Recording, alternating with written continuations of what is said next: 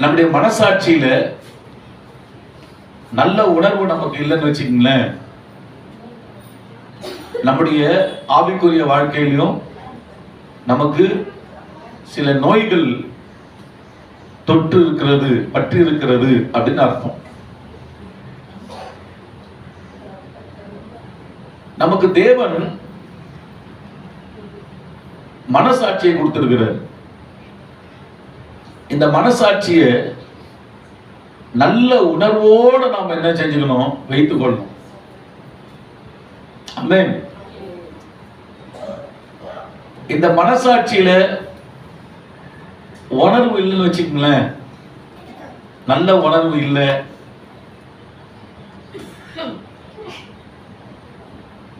அதை மழுக்கிறது, அதை அப்படியே நம்ம தான் அப்படின்ற மாதிரி பண்றது, அது சிக்னல் கொடுத்து தான் இருக்கும். ஆமென். ஆனா அந்த சிக்னலுக்கு என்ன செய்யறது இல்லை, இடம் கொடுக்காம அப்படியே வச்சுக்கிட்டு இருந்தாங்கன்னா யாரா இருந்தாலும் சரி, ஆவிக்குரிய வாழ்க்கை நோய் பிடிச்சி போயிருக்குன்னு அர்த்தம். நோய் பிடிக்குது. ரொம்ப கவனமா என்ன செய்யணும், நம்முடைய மனசாட்சியை ரொம்ப நம்ம கவனமா என்ன செய்யணும், வைத்துக்கொள்ள ஆண்டவர் நமக்கு கிருபை தருவாராக. இப்ப ரெட் அலர்ட், ஆரஞ்சு அலர்ட் அப்படின்னு என்ன பண்றாங்க, மழை வரும்போது கொடுக்குறாங்கல்ல. ஏன் கொடுக்குறாங்க? எச்சரிக்கையா இருக்கிறதுக்கு, உஷாரா இருக்கிறதுக்கு. ரெட் சிக்னல், ரோடு கிராஸ் பண்ணும்போது ரெட் சிக்னல் போடுறாங்க. ஏன்? கவனமா நீங்க இருக்கணும். இதை மீறி இந்த ரெட் சிக்னல் போடும்போது போனீங்கன்னா ஆபத்து. அதே போலதான் கர்த்தர் நமக்கு ரெட் சிக்னல் நம்ம மனசாட்சி தான் கொடுத்துருக்குது. ஆமென். நம்மளுடைய மனசாட்சிக்கு தான், மனசாட்சியில ரெட் சிக்னல் கொடுக்குறாங்க. இந்த சிக்னல் நமக்கு இந்த மனசாட்சியில அந்த சிக்னல் கொடுக்கும்போது நாம செய்யறது தப்பு, இந்த விஷயம் தப்பு, இந்த காரியம் எல்லாம் இப்படி நடக்கிறதெல்லாம் தப்பு அப்படிலான்ற ஒரு உணர்வை நம்முடைய மனசாட்சியில கொடுக்கிற அளவுக்கு நம்ம லைஃப், நம்மளுடைய மனசாட்சி எப்படி வச்சுக்கணும், உணர்வா வச்சுக்கணும். ஆமென். அந்த உணர்வுக்கு நாம என்ன செய்யல, இடம் கொடுக்கல வச்சுக்கங்களேன், அது நாளுக்கு நாள் என்ன ஆகும்னா மொக்கையாயிடும்.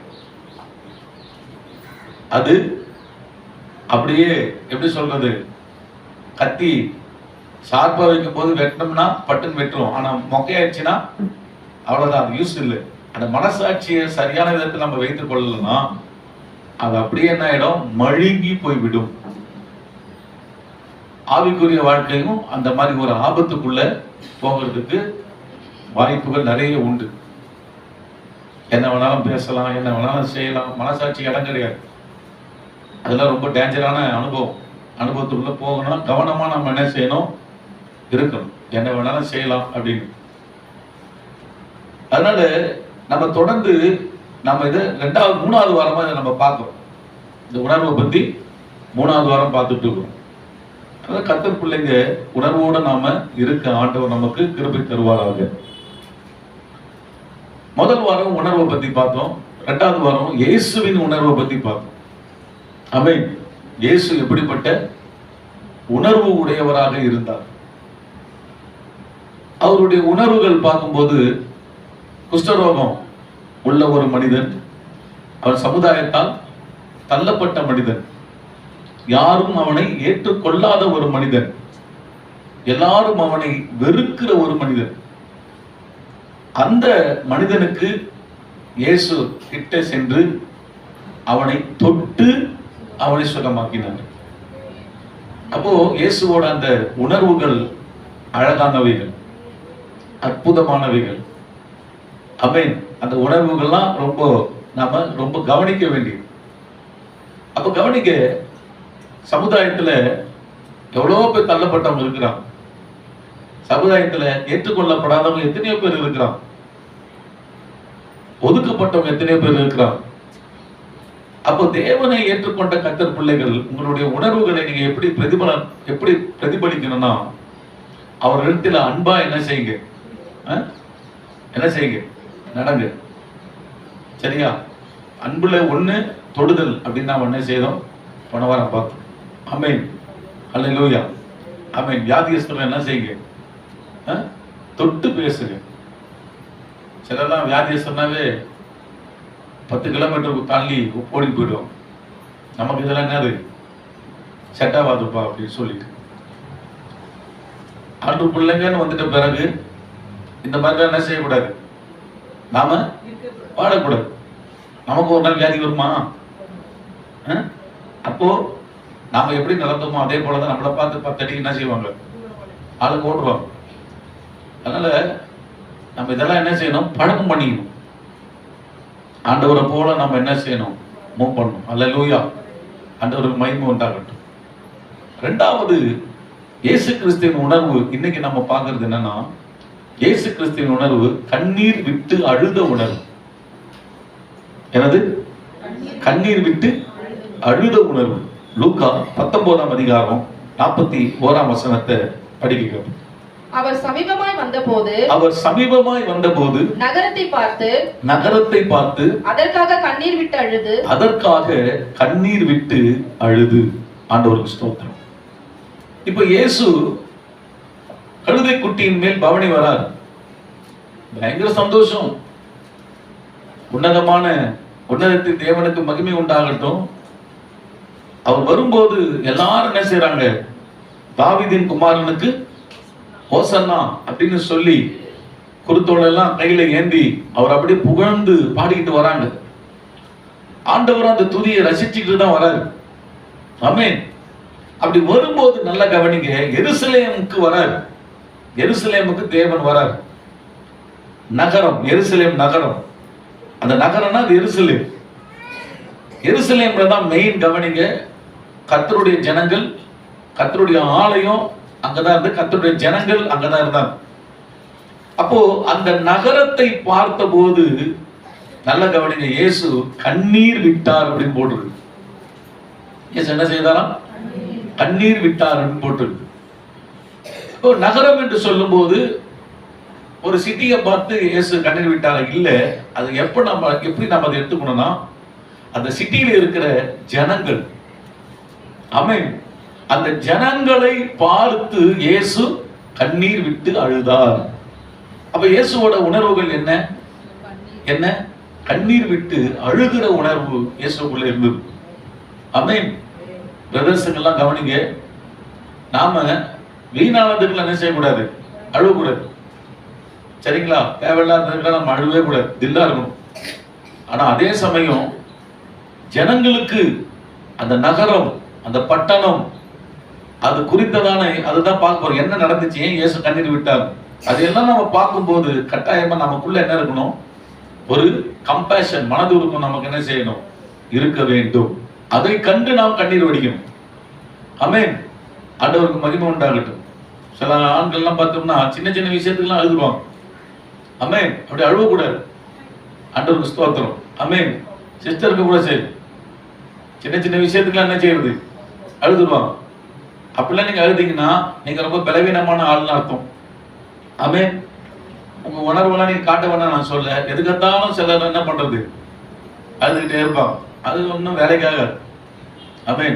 பால் மோசர் டேனியல் சொல்வார், இஷ்டத்துக்கு நம்ம பாட்டு அழுதுன்னு நீங்க ஜெபம் பண்ணீங்கன்னா சிஸ்டர்லாம் ஆண்டவர் உள்ள சாக்லேட்டா கரைஞ்சிட்டு அப்படின்னு அவருக்கு தெரியும். நியாயமான கண்ணீருக்கு தான் அவர் என்ன செய்வாரு, சத்தமா சொல்லுங்க, பதில் கொடுப்பார். நியாயமா நம்ம பண்றதுக்கு கண்ணீரோட நம்ம ஜெபம் பண்ணோம்னா கண்டிப்பா பண்ணுவார். அநீதியெல்லாம் வச்சுக்கிட்டு நம்ம பாட்டு சும்மா கண்ணீர்லாம் விட்டு யாரா இருந்தாலும் சரி, ஆம்பளையும் சரி பொம்பளையும் சரி, கண்ணீர் விட்டு அதுதான் ஜெபத்தை கேட்டுருவார் அப்படின்னு நம்ம என்ன செஞ்சிடக்கூடாது, ஏமாந்துடக்கூடாது. சரிங்களா? நியாயத்துக்கு கர்த்தர் என்னைக்கு கூட இருப்பார். அந்த கண்ணீருக்கு பயங்கரமான பதில் உண்டு. ஒரு அல்லேலூயா சொல்லுங்க. அல்லேலூயா. அப்போ இந்த இடத்துல இயேசு அங்க இருக்கிற ஜனங்களுக்காக என்ன செய்தார்னா கண்ணீர் விட்டு அழுதார் அப்படின்னு நம்ம பார்க்கிறோம். என்ன, ஏன் எருசலேமில் இருக்கிற ஜனங்களுக்கு என்ன ஆச்சு, ஏன் கண்ணீர் விட்டு அழுதாரு அப்படின்னு பார்க்கும்போது அதனுடைய உணர்வு அழுகையின் உணர்வு. அதை நம்ம புரிஞ்சுக்கிறோம். அழுகையின் உணர்வுனா சில முக்கியமான விஷயங்களுக்கு இயேசு அழுதார். அந்த உணர்வு நமக்கு என்ன செய்யணும், கட்டாயமாக இருக்க வேண்டும். எதுக்கெல்லாம் அழுதார் இயேசு அப்படின்னு நம்ம பார்க்கும்போது கவனிங்க, அங்க இருக்கிற ஜனங்களுடைய நிலை எப்படி, அவங்க மனநிலை எப்படி என்பதை நாம் பார்க்கிறோம். லூக்கா 19:43. உன் உன்னை சந்திக்கும் காலத்தை ம் நீ அறியாமற் போனபடியால் உன் சத்துருக்கள் இல்ல 19:41 சாரி 41 அவர் சமீபமாய் வந்தபோது கவனிங்க, இயேசு சமீபமாய் வந்தபோது நகரத்தை பார்த்து அதற்காக கண்ணீர் விட்டு அழுது 42 படிங்க. உனக்கு கிடைத்த இந்த நாளிலாகிலும் உன் சமாதானத்துக்கு ஏற்றவைகளை நீ அறிந்திருந்தாயானால் நலமாயிருக்கும். ஏன் அந்த எருசலேமில் இருக்கிற ஜனங்களை பார்த்து இயேசு கண்ணீர் விட்டார்னா, சமாதானத்துக்கு ஏற்றவைகளை எருசலேமில் இருக்கிற ஜனங்க அறியவில்லை. அப்படின்னா என்னன்னா, சமாதானத்தின் பாதை இருக்குது, ஆனா இந்த சமாதானத்தின் பாதையை தெரிஞ்சுக்கிறதுக்கு விரும்பல, அதை அவங்க லைக் பண்ணல. அப்போ சமாதானத்தினுடைய பாதையை நீங்க என்ன தெரிஞ்சுக்காம இருக்கிறதுனால உங்களுடைய வழி எப்படியா மாறிடும், உங்களுடைய நிலைகள் என்ன அப்படின்னு பார்க்கும்போது அதை நினைத்து ஆண்டவர் அழுதார். சமாதானத்தின் வழிய ஜனங்க தெரிந்து கொள்ளலன்னா பின்விளைவு பயங்கரமா இருக்கும். பின்விளைவு பயங்கரமா இருக்கும். எப்பவுமே கர்த்தர் பிள்ளைங்க நல்லா கவனிங்க, சமாதானத்தினுடைய வழியை என்ன பண்ணணும், நீங்க தெரிஞ்சுக்கணும். சமாதானத்தினுடைய வழி நம்ம தெரிந்துக்கலன்னா பின்விளைவு நம்ம தான் சந்திக்க வேண்டியது வரும். ஆமென். அதை நீங்க நல்லா புரிஞ்சு கொள்ள வேண்டும். சமாதானத்தின் வழி அவங்க எது தெரிஞ்சுக்கல, அப்படின்னு நீங்க பாத்தீங்கன்னா கவனிங்க, ஆண்டவராக இயேசுவோட பேர் என்னன்னு பார்த்தோம். ஏசாயால சமாதான பிரபு. இரண்டாவது எபேசியர் 2ஆம் அதிகாரம் 14ஆம் வசனத்துல இயேசுவை பற்றி என்ன போட்டிருக்குதுன்னா, படிங்க.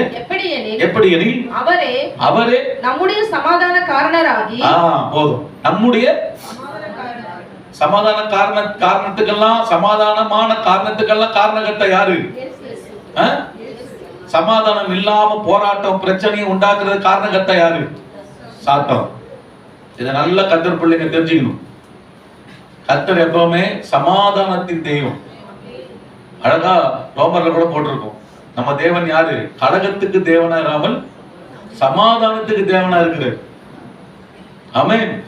2வது ஆண்டு அழகா ரோமர்ல போட்டிருப்பார், சமாதானத்தின் தேவன் சீக்கிரமே சாத்தான் எங்கள் காலின் கீழே நசுக்கி போடுவார். அப்படின்னா என்ன? சாத்தான் சமாதானத்தை குலைக்கிறவன். அப்போ இந்த சமாதானத்தை குலைக்கிற சாத்தானை சமாதானத்தின் தேவன் என்ன செய்வாரு? சீக்கிரத்துல காலின் கீழ் நசுக்கி போட்டுருவார் அப்படின்ற ஒரு வார்த்தை தேவன் நமக்கு என்ன செய்யறார்? கொடுக்கிறார். அப்போ சமாதானத்தின் தேவன், நாம் ஆராதிக்கிற தேவன் எப்படிப்பட்ட தேவன்? சமாதானத்தின் தேவன். அதனால அவர் என்ன நம்ம கிட்ட விரும்புறாருன்னா, சமாதானத்திற்கான காரணராகிய இயேசு. ஆமென். அவர் தான் சமாதானம். அவர் சொன்ன வார்த்தைகள் தான் சமாதானம்.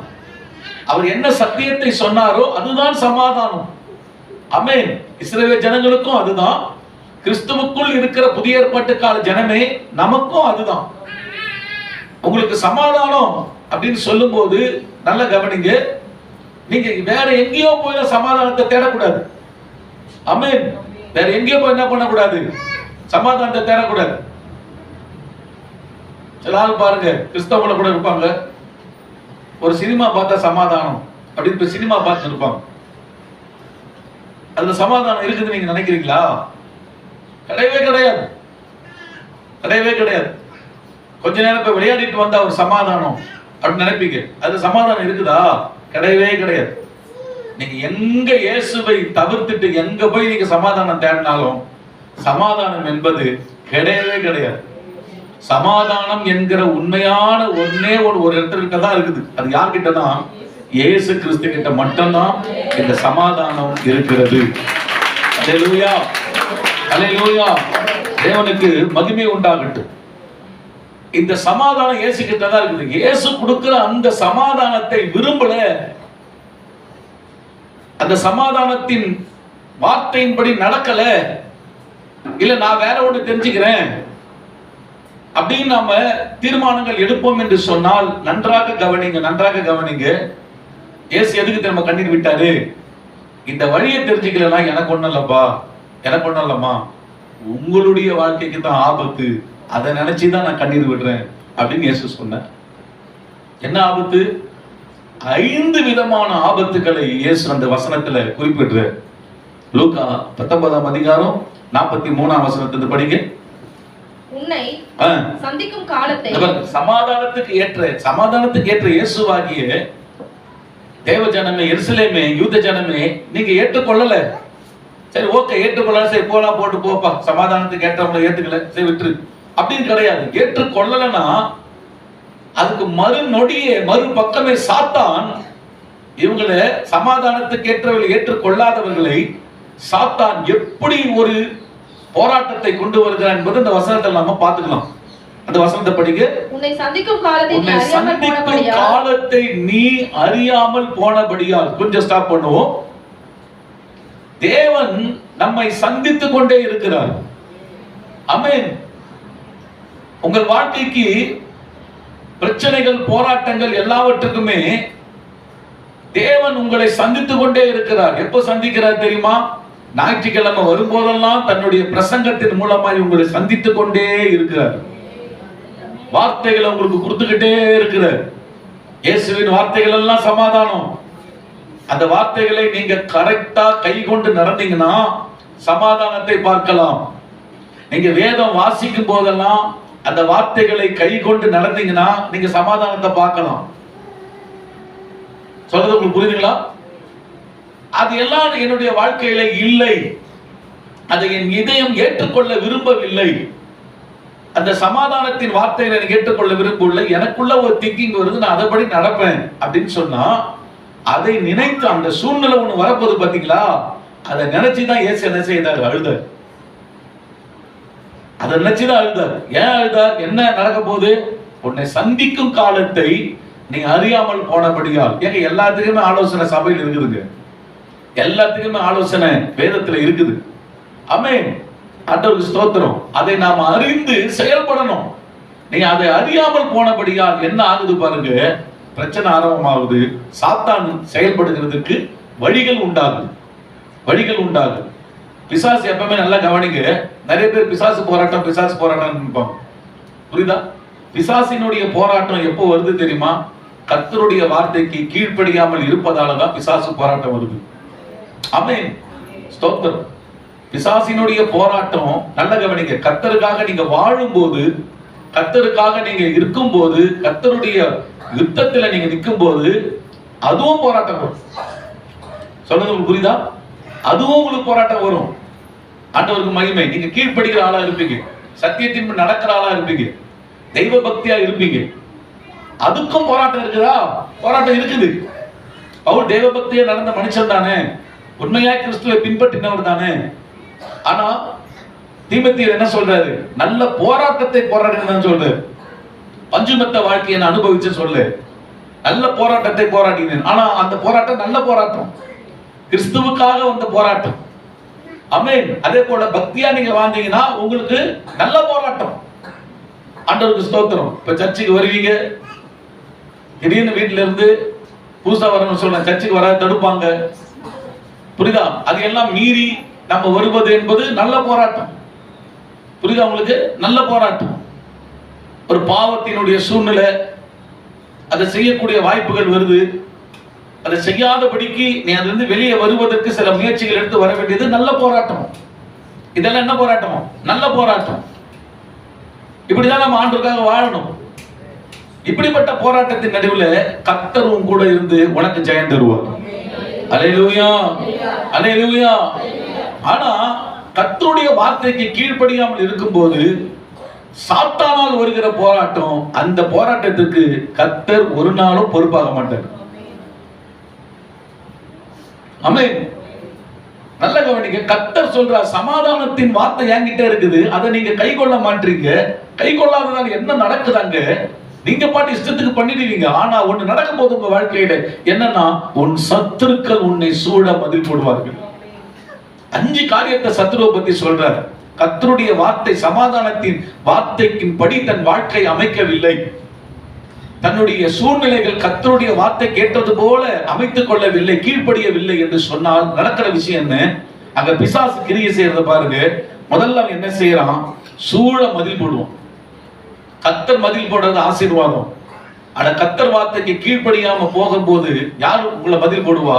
பிசாசானவன் உங்களை டார்கெட் வச்சு மதில் போடுவான். ஒண்ணு. ரெண்டாவது, உன்னை வளைந்து கொள்வான். ஆமென். நீ வெளியெல்லாம் வர முடியாது, வெளியே வர முடியாது. வர முடியாத அளவுக்கு என்ன செஞ்சிருவான் பிசாசு? வளைந்து கொள்வான். ஸ்தோத்திரம். ஏன் இதெல்லாம் நடக்குது? சமாதானத்துக்கான காரியத்துக்குள்ள மனசு போக மாட்டேங்குது. எனக்கு இருக்கிற வைராக்கியம், எனக்கு இருக்கிற காரியம் பார்த்துடலாமா, இதுலதான் மனசு போறதால என்ன ஆகுது? வளைந்து கொள்ளுவான். அடுத்து என்ன போட்டுருமா? மதில் போடுறான். மூணாவது, எப்பக்கத்திலும் நெருக்கத்தை கொடுப்போம். போற இடம் எல்லாம் சமாதானமே இருக்காது. எந்த பக்கத்துல நீங்க போனாலும் கர்த்தர் வார்த்தையை மீறி நாம நடக்கும் போது கவனிங்க, எப்பக்கத்திலும் நெருக்கமா இருக்கும். அம்மா பாப்பா உட்கார செய்யுமா, அந்த பாப்பாவை உட்கார வைங்க. யாரும் எங்க போக கூடாது, மெசேஜ் நடத்தலாம். பெரியவங்க சொல்லி கொடுங்க குழந்தைங்களுக்கு எல்லாம். தண்ணி எல்லாம் பரவாயில்ல, மழை நேரம் ஒன்னும் பிரச்சனை. யார் இருப்புறா? இரும்புறீங்களா?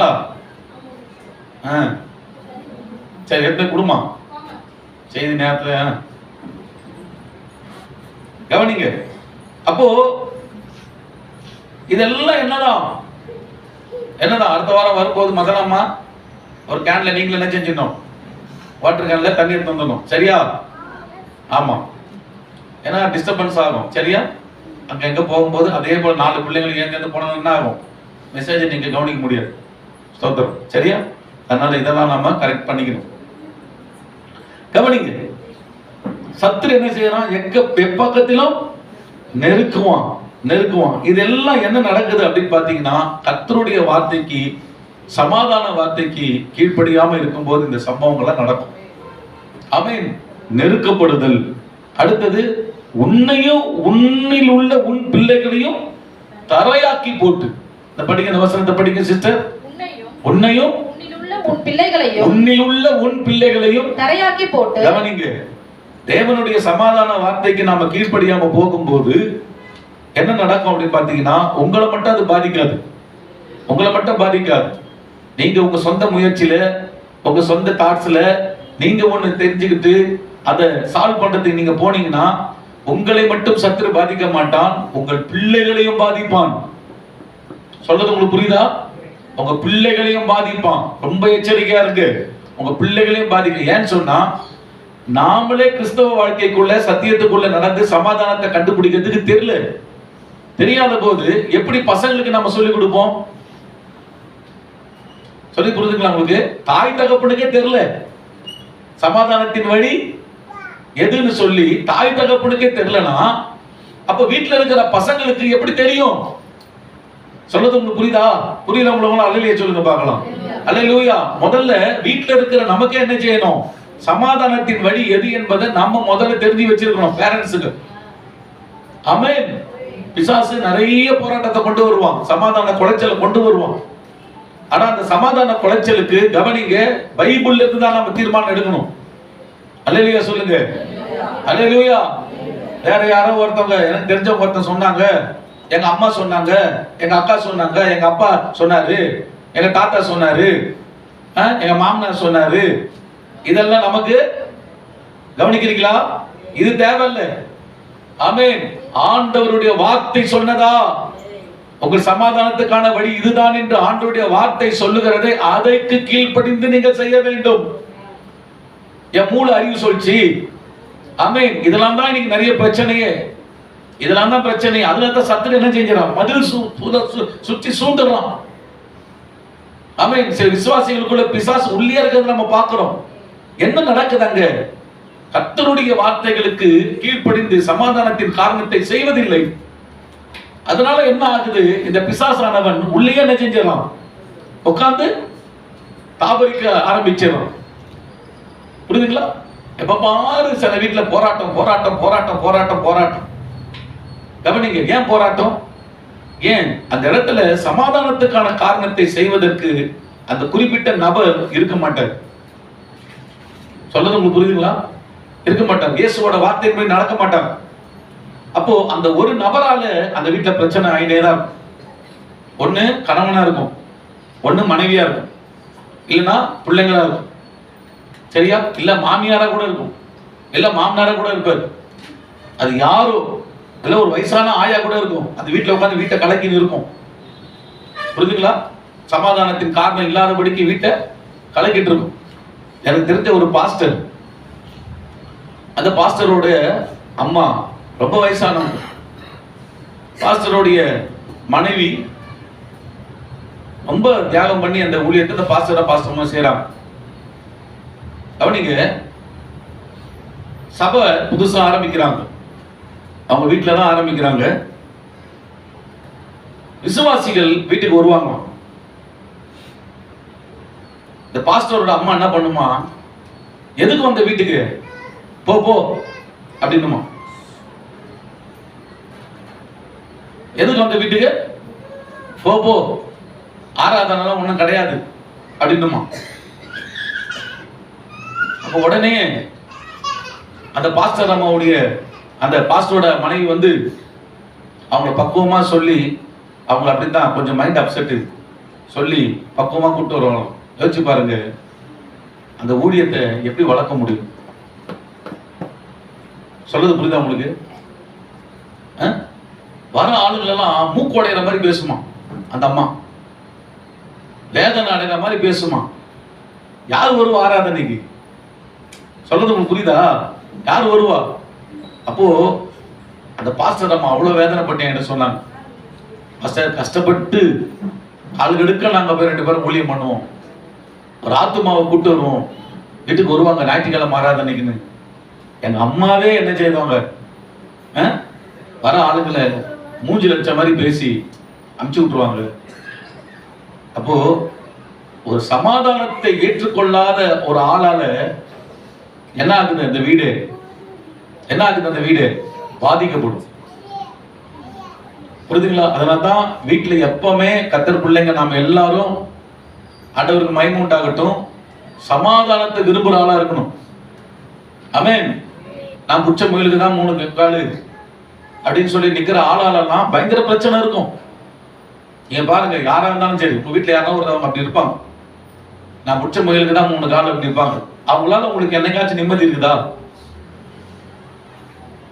பைபிள் சொல்லுதுங்க, இப்படி சொல்லுதுங்க, அப்படி சொல்லுதுங்க, நீங்க சொல்லிடலாம் பாரு, என்ன செய்ய போறது இல்லை. அது சொல்றது ஒரு பக்கம் சொல்லிட்டு இருக்கட்டும், நான் சொல்றதை செய்யுங்க.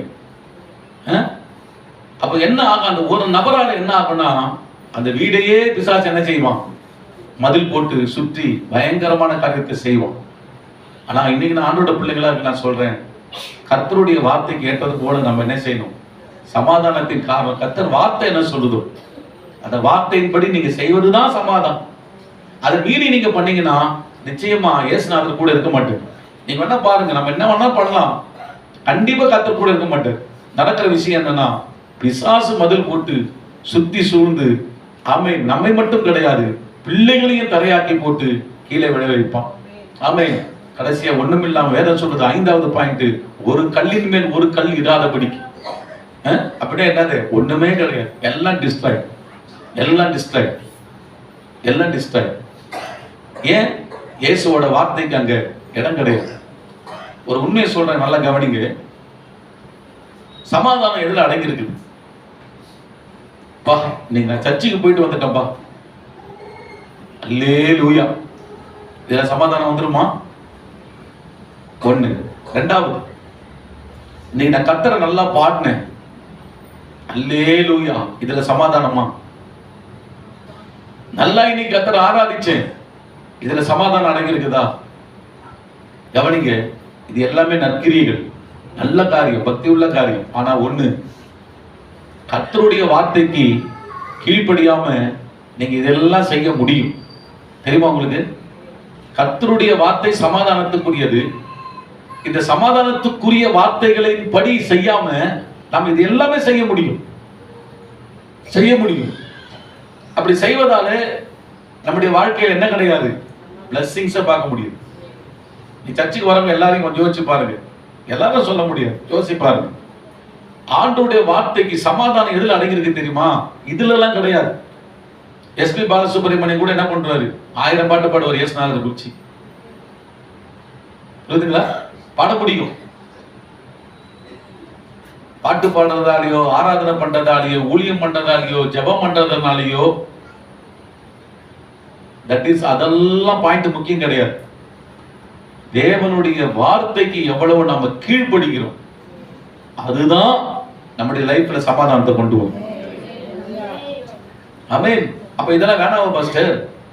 அந்த வார்த்தைக்கு கீழ்ப்படிந்து இது எல்லாம் செய்யும் போதுதான் நமக்கு நிறைவு. இல்லைன்னா என்னதான்? எல்லாம் வேஸ்ட் தான். வார்த்தைக்கு கீழ்ப்படிய மாட்டோமே, வார்த்தை கீழ்ப்படிய மாட்டோமே. அப்ப வார்த்தைக்கு என்ன செய்யணும்? கர்த்தர் பிள்ளைங்க கீழ்ப்படிந்து இது எல்லாம் நம்ம செய்யணும். அப்போ தேவன் நம்ம மனசுல என்ன செய்வார்? சமாதானத்தை கொடுப்பார். ஆண்டவர் நம்ம கூட இருப்பார். ஆண்டவர் நம்மை வழி நடத்துவார். அல்லேலூயா. ஆண்டவருக்கு மகிமை உண்டாகட்டும். கவனிங்க, சவுலை பார்க்கிறோம். சவுலோட லைஃப்ல தேவன் பாருங்க எவ்வளவு அருமையாக ஒரு சாதாரண ஒரு பென்யமின் கோத்திரத்திலிருந்து என்ன செய்தார்? சவுலை ஆண்டவர் தேர்ந்தெடுக்கிறார். தேர்ந்தெடுத்து அவனை ராஜாவா கற்பனை பண்ணி பார்க்கிறார் ஆண்டவர். ஒரு இஸ்ரேல் தேசத்துக்கு முதல் ராஜா சவுல் தான். அவனை ராஜாவா பார்க்கிறார். அவனை பார்த்து அவனுக்கு அந்த பதவியை கொடுத்து அவனை ஒரு மேன்மையான இடத்துல வைக்கணும்னு ஒரு சாதாரண ஒரு பென்யமின் கோத்திரத்துல, சின்ன கோத்திரம், அந்த கோத்திரத்துல பிறந்த சவுலை கர்த்தர் என்ன செய்யறார்? தூக்கி எடுக்கிறார். ஆனா நல்ல கவனிங்க, சவுலுடைய நிலைமை எப்படி ஆச்சு தெரியுமா உங்களுக்கு? ரொம்ப வேதனை, ரொம்ப வேதனை. என்னன்னா கவனிங்க, தேவன் ராஜாவாக ஏற்படுத்தினார். அப்போ தேவன் நல்ல கவனிங்க, ஏற்படுத்தின அந்த தேவனுக்கு சவுல் என்ன செஞ்சிருக்கணும்? அவர் கொடுக்கிற வார்த்தைகளுக்கு எல்லாமே கீழ்ப்படிந்திருக்கணும். அப்படிதானே? அப்படிதானே? அதற்கு ஒரு தீர்க்கதரிசியை கர்த்தர் வைத்திருந்தார். சாமுவேலை கர்த்தர் வச்சிருந்தார். அந்த சாமுவேல் என்னெல்லாம் கர்த்தருடைய வார்த்தையை சொல்லுகிறாரோ அந்த வார்த்தைகளுக்கெல்லாம் சவுல் கீழ்ப்படிந்து அந்த அரசாங்கத்தை செய்ய வேண்டிய ஆளாக இருந்தார். ஆரம்பத்தில் அவர் செய்தார், ஆரம்பத்தில் அழகா செய்தார். ஆனா நாள் போக போக கவனிங்க, எந்த அமலேக்கு வேண்டாம் என்று சாமுவேல் சொன்னாரோ அந்த அமலேக்கு தான் எனக்கு ஃப்ரெண்டா இருக்கணும்னு கூட வச்சுக்கிறோம். சொல்றது புரியுதா உங்களுக்கு? அப்படி இருந்ததால சவுலோட உள்ளத்துல சமாதானம் விலகி போகுது. ஆமென். சமாதானமே எப்பதான்? கர்த்தர் வார்த்தைக்கு கீழ்ப்படுகிறது தான் சமாதானம். நம்ம சர்ச்சுக்கு வருவதாலேயோ, ஆமென், நாம என்னது ஊழியம் செய்வதனாலேயோ, ஓடி ஓடி ஓடி உழைக்கிறன்றதுனாலயெல்லாம் சமாதானம் வந்துடாது. இதெல்லாம் நல்ல விஷயம். இது எல்லாம் எதை பேஸ் பண்ணி வரணும் அப்படின்னு பாத்தீங்கன்னா, கர்த்தருடைய வார்த்தைக்கு கீழ்ப்படிந்து நடந்து இதை செய்யணும். கீழ்ப்படியாம இதெல்லாம் செய்ய முடியுமே? செய்ய முடியும். வார்த்தைக்கு அவன் கீழ்ப்படியல. அமலேக்க நிர்மூலமாக்குன்றான். இவன் பார்த்தா ரூம் உள்ள வச்சு அவனுக்கு பாடம் கொடுத்துருவானுங்கிறான். அமலேக்கியருடைய எல்லா மாடையும் ஆட்டையும் அவனுக்குரியது எல்லாவற்றையும் அழின்றார் ஆண்டவர். அதுக்குதான் உன்னை ராஜமேன்மை கொடுத்திருக்கிறார். ஆனா இவன் என்ன சொல்றான் சாமுவேல் கிட்ட? அதை பலி கொடுக்கிறதுக்காக நான் வச்சிருக்கிறேன் ஆண்டவன். எவ்வளவு ஒரு பாருங்க மூடத்தனமான வார்த்தை பாருங்க. அது அழின்றாரு, அருவருப்பானதை அழின்றாரு. ஆனா இவன் என்ன பண்றான்? அந்த மாட்டத்தை கர்த்தருக்கு பலியிடுறதுக்காக வச்சுக்கிறான். யோசிச்சு பாத்தீங்களா? கடைசியில் என்ன ஆச்சு தெரியுமா? ஆண்டு பொறுத்து பொறுத்து பார்த்தாரு, பொறுத்து பொறுத்து பார்த்தாரு. அவ்வளவுதான். இவனை விட்டு என்ன பண்ண நம்ம விலகிடலாம். ஏன்னா உண்மை, எப்பவுமே கர்த்தர் வார்த்தைகளை கொடுத்து கொடுத்து கொடுத்து கொடுத்து பார்ப்பாரு, ஒரு லெவலுக்கு தான் பார்ப்பாரு. ஆனா ரொம்ப மீறி மீறி மீறி மீறி நம்ம அந்த வார்த்தைக்கு செவி கொடுத்து அந்த சமாதானத்துக்குள்ள நம்ம இருக்கணும்ன்ற அந்த குணத்துக்குள்ள நம்ம வரல வச்சுக்கலேன், கர்த்தர் என்ன செய்வார்னா ஒன்னும் பண்ண மாட்டாரு, விலகிடுவார். விலகிட்டார் அப்படின்னா யாருக்கு கொண்டாட தெரியுமா? யாருக்கு கொண்டாட தெரியுமா? சாத்தானுக்கு ரொம்ப கொண்டாடும். ஏன்னா அடுத்த நொடியே நீங்க பாருங்க, சமாதானத்துக்கு ஏற்றவைகளை உன் மனசு விரும்ப மாட்டேங்குது. அதனால என்ன ஆகுது? சத்துரு சூழ மதில் போடும். சவுலோட நிலைமை என்ன ஆச்சு தெரியுமா? இஸ்ரவேல் தேசத்துல அவன் ராஜாவாக அரசாளும் போது சவுல் செய்த முதல் வேலை என்ன தெரியுமா? சூனியக்காரிகளையும் குறி சொல்லுகிறவர்களையும் என்ன செய்தாரு? நாட்டை விட்டு துரத்தி அடிச்சார். குறி சொல்ற பொம்பளைங்க முதல் ஆம்பளைங்க எல்லாம் வெளியே போங்கடாங்க, சூனியக்காரிங்க எல்லாம் வெளியே போங்க, ஒருத்தருக்க கூட தேசத்துக்குள்ள துரத்தி அடிச்சார். ஆனா கர்த்தருடைய சமாதான வார்த்தைக்கு கீழ்ப்படியாம போக போக போக என்ன ஆச்சு தெரியுமா? எந்த ஒரு குறி சொல்ற பொம்பளையை துரத்தி அடிச்சாரோ, எந்த குறி சொல்ற ஆளுகளெல்லாம் துரத்தி அடிச்சாரோ, அந்த குறி சொல்ற பெண்ணிடத்துல போய் அவர் பிச்சை கேட்கிற நிலைமையில போய் நிக்கிறார். என்னாச்சு? தேவ வார்த்தைக்கு கீழ்ப்படியல, சமாதானமா தேசத்தை கொண்டு போக தெரியல. போய் கடைசியில் என்ன செய்யறாரு? குறி கேட்கிற பொம்பளை அந்த பெண்ணு இடத்துல போய் என்ன செய்யறாரு? கர்த்தருடைய வார்த்தைய சாமுவேல் சொல்றதுக்கு சாமுவேல பாதாளத்திலிருந்து என்ன செய்யுங்க எழுப்புன்றது. அப்போ இவ பயப்படுறா. என்னன்னா, நீதானே எங்களை துரத்தி அடிச்ச, இவன் எங்களை வெட்டி போட்டுருவிய நீ. ஆனா இப்போ குறி சொல்ற பொம்பளை என்கிட்டே வந்து சாமுவேலை எழுப்புங்கன்னு சொல்றீங்களே எப்படின்னா, அவன் சொல்றான், தயவு செய்து எனக்கு என்ன செய், சாமுவேலை எழுப்புன்னு சொல்லி சாத்தானுடைய வல்லமையை கொண்டு அந்த சாமுவேலை என்ன செய்யறா? அந்த குறி சொல்ற பொம்பளை பாதாளத்திலிருந்து எழுப்புறான். ஆனா அது உண்மையாக சாமுவேல் நினைக்கிறீங்களா? கிடையவே கிடையாது, கிடையவே கிடையாது. சாமுவேல் கிடையாது. சாமுவேலுடைய ரூபத்துல யார் வந்தது? பிசாசு வந்தான். பிசாசு பல ரூபங்களை காட்டுவான். தெரியுமா உங்களுக்கு? தெரியுமா உங்களுக்கு? நல்லா கவனிங்க. கிறிஸ்துவுக்குள்ள நல்லா ரட்சிக்கப்பட்டு ஞானசானம் எடுத்து கர்த்தருக்கு சாட்சியா மகிமையா வாழ்ந்து மரித்து இருப்பாங்க. மரித்து என்ன பண்ண வேதம் என்ன சொல்லுது? அவர்களுடைய ஆத்மா கட்டாயமாக இளைப்பாறுதலுக்குள்ள இளைப்பாற போயிடும். ஆனா வீட்டுல வந்து அவரு தட்டுறாரு பாஸ்டர், ஜன்னல் வழியா கூப்பிடுறாரு பாஸ்டர், ஜன்னல் வழியா இங்க இருக்கிறேன்னு சொல்றாங்க பாஸ்டர். வீட்டுக்குள்ள சேர்த்துக்கலாமா அவரை? யாரு? விசுவாசியே கேக்குறாங்க. வீட்டுக்குள்ள சேர்த்துக்கலாமா? சேர்த்துக்கோ, சேர்த்துக்கோ. என்ன ஆகுதுன்னு பாருங்க. ஆமென். என்ன ஆகுன்னு பாருங்க. அது எந்த ஆவி? பிசாசின் ஆவி. ஒரு பரிசுத்தவானுடைய ஆவி, ஒரு நல்ல கர்த்தருக்காக வாழ்ந்த ஒரு தேவ பிள்ளையினுடைய ஆவி கர்த்தர் இடத்துல போயிடுச்சுன்னா, இயேசு என்ன சொல்லி மரிச்சாரு? என்ன சொல்லி மரிச்சாரு? பிதாவே, என் ஆவியை உம்முடைய கைகளிலே ஒப்புவிக்கிறேன். அதேதான் கிறிஸ்தவர்கள் மரிக்கும் போதும் அதேதான். பிதா கிட்ட நம்ம ஆவி போயிடுது. அப்ப போன ஆவி எப்படி வீட்டுல வந்து எட்டி பார்க்கும், கதவு தட்டும், கூப்பிடும், என் கூடவே வந்துட்டு இருந்தான். அப்போ புரியுதா? கிறிஸ்துவுக்குள்ள மரித்த ஆவி எப்படி என் கூடவே வந்துன்னு சொல்லும்? உன்னை பரலோகத்துக்கு தேவன் தானே கூப்பிடணும். அது கூப்பிடுதுன்னா அப்ப யாரு அது? நிறைய பேருக்கு என்னது? அதுதான் பைபிள் தெரியல, பைபிள் தெரியல. கவனமா இருக்கு. அப்போ சவுல் சாமுவேல் இப்படிதான் எழுப்ப சொன்னாங்க. அவனுக்கு தெரியல, எழுப்பி ஏதோ ஒண்ணு விடு, எனக்கு தேவை கர்த்தருடைய வார்த்தை. எங்கேயுமே கர்த்தருடைய வார்த்தை கிடைக்கலங்க.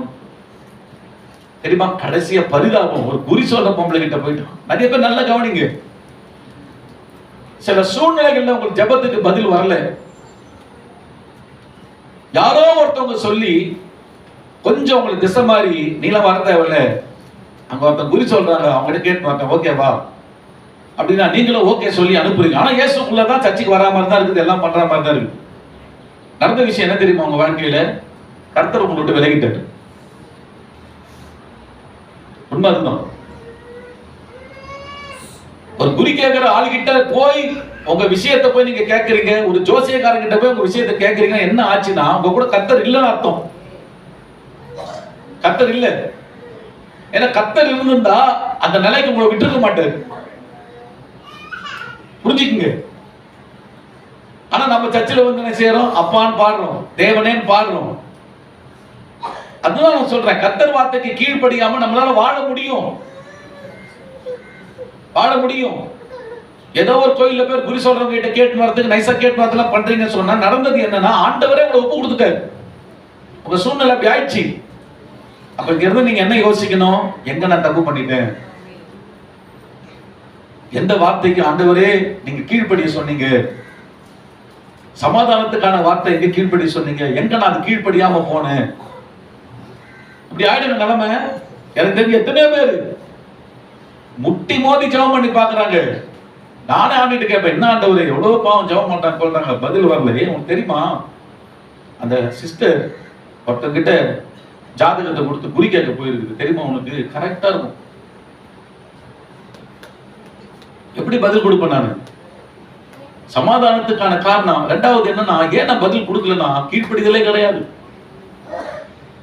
அடிக்கடி என் மனசுல இந்த உணர்த்துதல் கொடுப்பார் ஆண்டவர். நீ எவ்வளவு நாள் அந்த வார்த்தையை சொல்ற, இந்த வார்த்தைக்கு கீழ்ப்படி, இந்த வார்த்தைக்கு கீழ்ப்படிங்க சிஸ்டர், இந்த வார்த்தைக்கு கீழ்ப்படிங்க பிரதர், எத்தனை முறை சொல்லியிருக்க யோசிச்சுப்பார். ஒரு ஜெப குழுவுக்கு கூட சரி, கொஞ்சம் போங்கலன்னு சொல்லுவோம். அவங்க இருக்கிற வைராக்கியத்துல தான் அவங்க இருப்பாங்க. நான் சொல்றது உங்களுக்கு புரியுதா? அவங்க இருக்கிற வைராக்கியம். அப்போ சமாதானம் எப்படி? சமாதானம் எப்படி? ஒரு ஊழியன் சொல்றதானே கேட்கணும். அந்த சமாதானம் அதுலதானே இருக்குது. ஒண்ணு நமக்கா அந்த சமாதானத்தின் வழி தெரியல, ஓகே, அதுக்குதான் ஆண்டவர் என்ன செய்யறாரு, ஊழியனை வச்சிருக்கிறார். பின்னாடி நம்ம பார்ப்போம். அந்த ஊழியக்காரன் சொல்ற வார்த்தைக்கு கீழ்ப்படியணும் அந்த மைண்டே கிடையாது. அப்போ மைண்டே இல்லாத போது என்ன ஆகுதுன்னா ஆட்டோமேட்டிக்கா ஒண்ணும் கிடையாது, சத்துரு ரெடியா நின்னு உன்னை சூழ பதில் போட பார்க்கலாம், போட்டுருவோம். எப்பவுமே பாஸ்டர் வார்த்தையெல்லாம் கவனமா கவனிச்சு கீழ்ப்படுகிற ஆட்களுக்கு தான் கர்த்தர் சமாதான கர்த்தராய் கூட இருப்பார். புரியுதா நான் சொல்றது? இப்ப இருக்கிற காலம் சபலம் எப்படி போயிட்டு இருக்குது? அவர் பாவம் வேலை வெட்டி இல்லாம என்ன சொல்லுங்கிறாரு. நம்ம செய்ய வேண்டியதை செய்வோம், நம்ம வாழ வேண்டியதை வாழணும். வேலை வெட்டி இல்லை, அது அப்படிதான் பேசுனேன் பாரு. அவருக்கு என்ன பழப்பு? எனக்கு நிறைய பேர் அப்படியே சிந்திக்கிறாங்க. இல்லைங்க, மதில் போட பிசாசு ரெடியா இருக்கிறோம், கவனமா இருக்கு.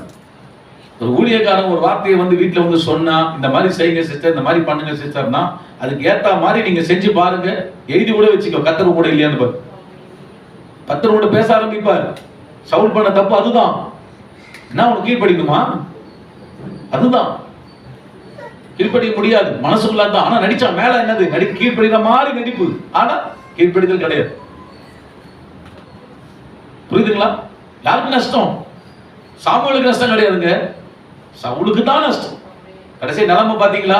ஒரு குறி கேட்கிற பொம்பளை கிட்ட போய் அவன் துரத்தி, யாரு துரத்தி அடிச்சானோ அவங்கிட்டே போய் காலில் போய் விடுறான். அந்த பொம்பளை கிட்ட போய் காலில் போயிடான். குறி சொல்லி சாமுவேலை எழுப்பு எப்படியாச்சு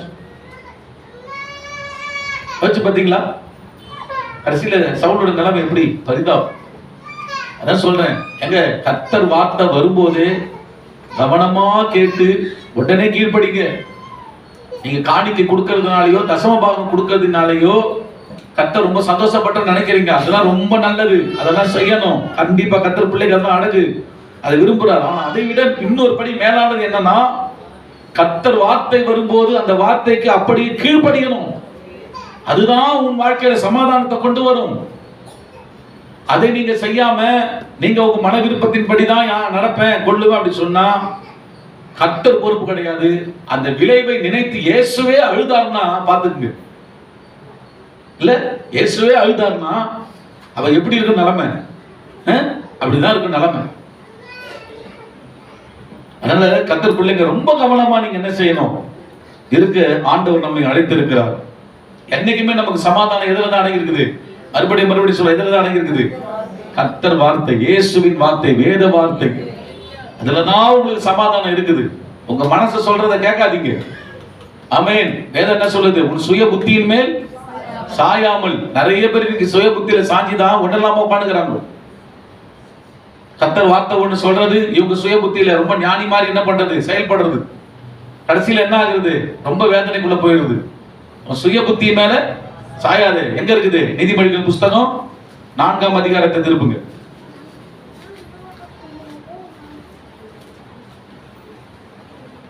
5ஆம் வசனம் படிங்க. 3:5 படிங்க.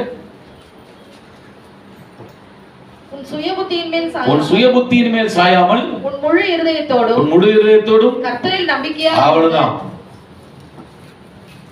அப்ப நமக்கு பிரச்சனை எது? கர்த்தர் பிள்ளைகளே, உங்களுக்கு பிரச்சனை எது? நமக்கு எது பிரச்சனை? சுய புத்தி. என்னது? சத்தமா சொல்லுங்க. எது? சுய புத்தி. சுய புத்தி தான் இன்னைக்கு பிரச்சனையே. ரொம்ப கவனம். கல்யாணமாகி புதுசா கணவன் மனைவி இருக்கிறாங்க. இது என்ன பண்ற, அம்மாவோட பொண்ணோட அம்மா அவங்க வீட்டுக்கே என்ன செய்யக்கூடாது, போக கூடாது. யார் வீட்டுக்கு? பையன் வீட்டுக்கு போகவே கூடாது, போக கூடாது. மாப்பிள்ளை எங்க போனாலும் நைட்டு நம்ம வீட்டுல தான் தங்கணும். இது எப்படி ஆகும்? பொண்ணு கல்யாணம் எங்க தங்குவா சொல்லுங்க? உண்மைதானே? சில சூப்பர் அம்மாங்களாம் இருக்கும். இந்த அம்மாவை என்கிட்ட கூட்டுவாங்க. கொஞ்சம் என்ன செய்யணும், மந்திச்சம்மு. இதெல்லாம் தெரிஞ்சா உங்களுக்கு. இதெல்லாம் கவனிக்குங்க சிஸ்டர்மார்களே. உங்களுக்கு அன்பா சொல்றேன், இதுக்கெல்லாம் காது கொடுக்காதீங்க. இதெல்லாம் உண்மையா சொல்றேன், உங்க குடும்ப சமாதானத்தை எடுத்துரும். நீங்க வாழ வந்தது கட்டின புருஷன் வீட்டை இருக்கிறதா உங்களுக்கு மதிப்பு. அங்கதான் நீங்க இருக்கணும். அம்மா வீட்டுக்கு போவான்னு நான் சொல்லவே மாட்டேன். ஏதோ போனீங்களா, ஒரு நாள் இருந்தீங்களா, அதோட வந்துருக்கு. ஆமென். கர்த்தர் உங்களை எங்க நாட்டி வச்சிருக்கிறாரு? கணவன் வீடு தான். அங்கதான் உங்களுக்கு ஒரு குடும்பம் ஆயிடுச்சு. கல்யாணம் ஆகும்போது என்ன சொல்லி பண்றோம்? என்ன சொல்லி பண்றோம்? கல்யாணம் ஆகும்போது மனிதன் தனிமையா இருப்பது நல்லதல்ல. யாருக்கு? மாமியாருக்கு தனியா இருக்கிறதுக்கா? உள்ள மனைவிக்கு, கணவனுக்கா? கணவனுக்கு தனிமையா இருப்பது நல்லதல்ல. நான் சொல்றது புரியுதுங்களா? அதுக்கு தாய் வீட்டை பார்க்க வேணும் நான் சொல்ல மாட்டேன். தாய் வீட்டை நீங்க பாருங்க. ஆனா தேவனுடைய அவருடைய சிந்தை என்ன? உன் கணவன் வீட்டிலே நீ என்ன செய்யணும்? தரித்திருக்கணும். உன் கணவன் வீட்டில தான் உனக்கு எல்லாமே. ஆமென். இந்த அம்மா என்ன செய்யுது? எப்ப பாரு போனை போட்டு பொண்ணையும் வீட்டை உட்கார வச்சுக்குது. மாப்பிள்ளையும் என்ன செய்யுது? இங்கதான் நீ இருக்கணும். அவன் இருப்பானா? அவன் ரோசக்காரனாக்குறான். நான் இருக்க மாட்டேன். உடனே பாஸ்டர் கிட்ட என்ன செய்யுது? பிரச்சனை போகுது. அப்ப பாஸ்டர் கேட்கல, என்னம்மா நீ இப்படி பண்ற? அவன் கூட வாழதான் உன்னமா இப்படி பண்ணுகிற. சொல்றது புரியுதுங்களா? அப்போ இதுல யார் கொலாப்ஸ் உண்டாக்குறது? பொண்ணுக்கு சொல்லி கொடுக்கணும். மாமியார் என்னது? இந்த அம்மா தப்பா, சுயபுத்தி. இதான் சுயபுத்தி. அப்போ கர்த்தர் பிள்ளைகள் நல்ல கவனிங்க, இதை கண்டுபிடிக்கும். நம்ம சர்ச்சில் இருக்கிற வாலிப பிள்ளைங்க எல்லாம் கூட சொல்றேன், கல்யாணம் ஆயிட்டு வீட்டுக்கு போயிட்டீங்கன்னா ஒரு வாரம் தங்கு அப்படின்னு அம்மா சொன்னா கூட வீட்டுக்கார்கிட்ட பர்மிஷன் கேட்கணும். நான் ஒரு ஆமையின் அல்லேலூயா ஒண்ணும் காணும். சொல்ல மாட்டீங்களே? இந்த காலத்துக்கு நடக்குமா பாஸ்டர்? ஆமா, எந்த காலம் இருந்தாலும் பைபிள் தாங்க. அல்லேலூயா. பைபிள் தான். உடனே இப்போதைய சிஸ்டர் என்ன, நாங்கள் அடிமை யாருக்கும் கிடையாது. வா, யாருக்கு என்ன கிடையாது? இது அடிமையா? இது அடிமையா? வாசிங்க பார்க்கலாம். ஆதியாகமத்தின் புஸ்தகம் 1ஆம் அதிகாரத்தை திருப்புங்க. இந்த சுய புத்தி தான் நம்மள என்ன செய்யுதுன்னா கர்த்தர் சித்தத்தை விட்டு விலகிடுது. வாசிங்க வசனம் 18, 2:18. பின்பு தேவனாகிய கர்த்தர் மனுஷன் தனிமையா இருப்பது நல்லதல்ல, ஏற்ற துணை அவனுக்கு உண்டாக்குவேன். அம்மாக்கு உண்டாக்குனாரா? மாமனாருக்கு உண்டாக்குனாரா? ஆதாம ஏவால? யாருக்கு ஏற்ற துணை? அப்போ நீங்க புருஷனுக்கு துணையா இருக்கிறத விட்டுட்டு அம்மாவுக்கு போய் துணையா இருந்தா எப்படி? அப்பாவுக்கு துணையா இருந்தா எப்படி? நல்ல கவனிங்க. சில அப்பா அம்மாங்கெல்லாம் கல்யாணம் பண்ணி கொடுத்தா போதும் அப்படின்னு சந்தோஷமா இருக்கிறாங்க. ஆனா இந்த ஒண்ணு அங்க பிரச்சனை இருக்கும், ஒண்ணு இந்த சிஸ்டர் பிரச்சனையா இருப்பாங்க. இவங்க என்ன செய்யறது? புரியுதா? அம்மாவே விரும்ப மாட்டாங்க. நீங்க வரவே வராது, எதுக்கு வர? இல்ல, நான் இங்கதான் இருப்பேன். புரியுதுங்களா? அப்படிப்பட்ட மனநிலையை தயவு செய்து சொல்ல மாத்திக்குங்க. ஆமென். அல்லேலூயா. மனநிலை என்ன செய்யணும்? மாற்றிக்கொள்ளணும். வீட்டுல சில பிரச்சனைகள் இல்லாம இருக்காது.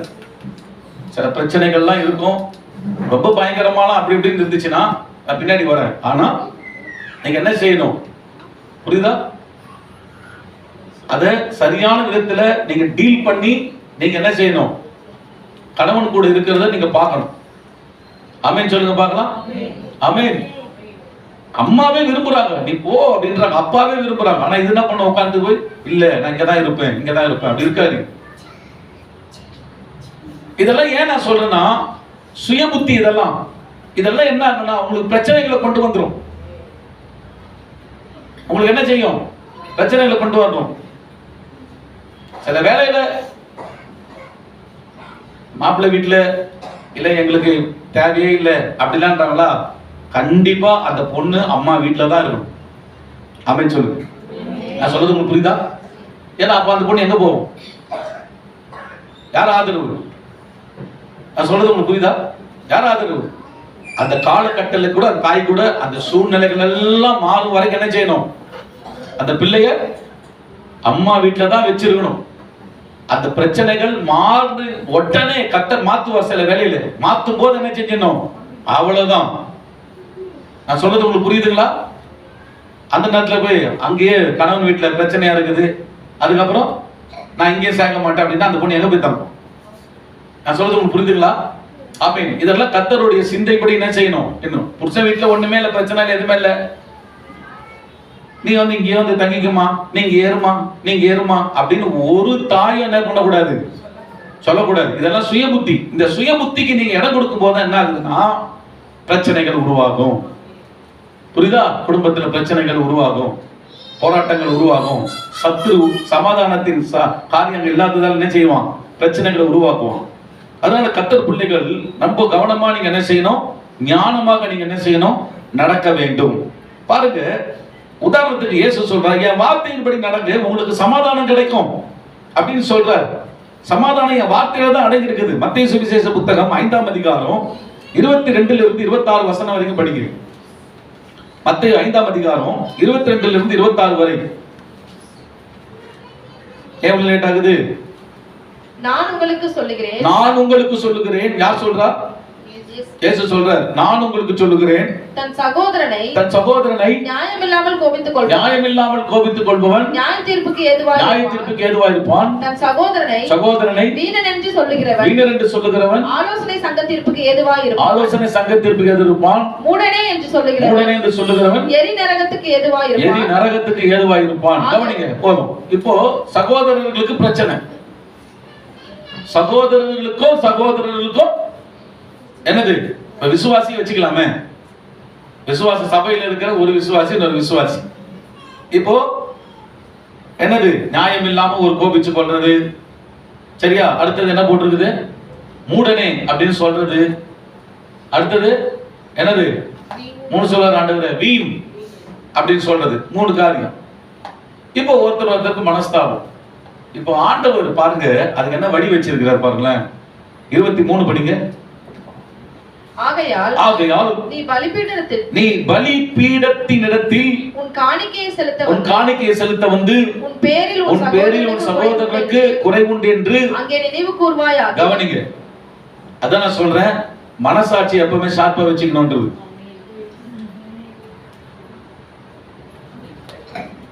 கவனிங்க, நினைவு கூறுவாயாகி அப்படின்னு என்ன அர்த்தம்னா மனசாட்சியை தூண்டி விடுறது, மனசாட்சியை பேச விடுறது. எத்தனை பேர் மனசாட்சியை பேச விட்டுக்கிறீங்க? அப்படி ஒண்ணு இருக்குதுன்னு எனக்கு தெரியலையே பாஸ்டர். எப்பவுமே கவனிங்க, உங்க ஆவிக்குரிய லைஃப் நல்லா ஷார்ப்பா இருக்கணும்னா உங்க மனசாட்சியை பேச விடுங்க. நீங்க பேசுறதை ஸ்டாப் பண்ணுங்க. உங்க மனசாட்சி நல்ல தெளிவான மனசாட்சியா இருக்கணும். தெளிந்த மனசாட்சின்னு போட்டுருக்கு.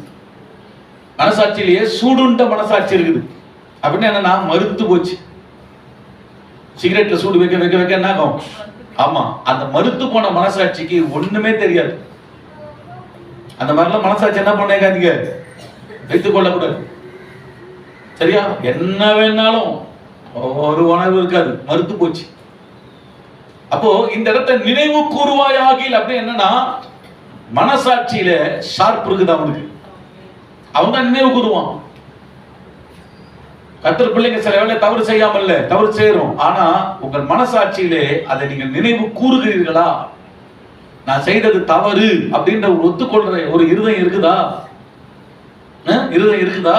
இருதயம் இருந்தாதான் நீங்க அடுத்த ஸ்டெப்பை எடுத்து வைப்பீங்க, முயற்சிகள் எடுப்பீங்க. இல்ல நான் செய்யறதெல்லாம் கரெக்ட், நான் செய்யறதுதான் ரைட், நான் செய்யறதுதான் ரைட் அப்படின்னா என்ன அர்த்தம்னா மனசாட்சியில சூடுண்டு போச்சு, மனசாட்சி மொக்கையாகிடுச்சு. பிரச்சனைக்கு இவங்க சமாதானத்தின் காரணரே கிடையாது. இப்படிப்பட்ட ஆளுங்க நீங்க நல்லா பாருங்க. நல்லா சில இடத்துல பார்ப்பேன், நல்ல வாழ்க்கை. ஆனா என்ன, நான் மனசாட்சியை சரியான விதத்தை யூஸ் பண்ணதால அப்ப ரொம்ப கஷ்டமான சூழ்நிலையா இருக்கும். ஏன்னா மனசாட்சியில நான் செய்ததெல்லாம் கரெக்ட், அவங்க கொஞ்சம் யோசிச்சு பார்த்திருந்தா நம்ம செஞ்சது எவ்வளவு பெரிய தப்பு அப்படின்னு யோசிச்சு பார்த்துருப்பான். யோசிச்சு பார்த்துருந்து அங்க போய் ஒரு சால்வ் பண்ணிட்டு இருந்தா பிரச்சனைகள் எல்லாமே முடிஞ்சிட்டு இருக்கும். சொல்றது புரியுதா? நினைவு கூறுவாயாகில் அது ரொம்ப முக்கியம். நம்ம என்ன செய்தோம், நம்ம என்ன பண்ணோம், தேவ சமூகத்துல உட்கார்ந்து கர்த்தர் சொல்லி கொடுக்குறாங்க நமக்கு. நான் பிடிச்ச முயலுக்கு தான் 3 கால் சொன்னா நம்ம முட்டாள் தானே? அப்படிதானே? அப்படிதானே? நாம தப்பு இல்லப்பா, ஏமால தப்பு இருக்குது, ஏமால தப்பு இருக்குது, இதேதான். ஆனா தேவ சமூகத்துல உட்கார்ந்து கொஞ்சம் மனசாட்சியை தூண்டி விட்டு பாருங்க, மனசாட்சி அழகா பேசும். என்னென்ன தப்பு பண்ற நீ, சொல்றது புரியுதுங்களா? என்னென்னலாம் பேசி இருக்கிற, என்னென்னலாம் பண்ணி இருக்கிற, இன்னைக்கு அதெல்லாம் கேரே கிடையாது. இன்னைக்கு யாரும் அதெல்லாம் யோசிக்கிறது? ஆனா கர்த்தர் பிள்ளைகளே, நீங்க அதை யோசித்தீங்கன்னா சமாதானத்தின் கர்த்தர் உங்களோட இருப்பார். அதெல்லாம் யோசிக்கலன்னு சொன்னா சத்துரு மதில் போடுவோம். நம்ம தான் உசாரா இருக்கணும். ஓகே, ஆகையால் நீ பலிபீடத்தில் உன் காணிக்கை செலுத்த வந்து உன் பேரில் உன் சகோதரனுக்கு குறை உண்டு என்று அங்கே நினைவு கூறுவாயாகி. கவனிங்க, அங்கேதானே சமாதானத்தை கத்துக்கிட்டு இருப்பாங்க ஆண்டவர்.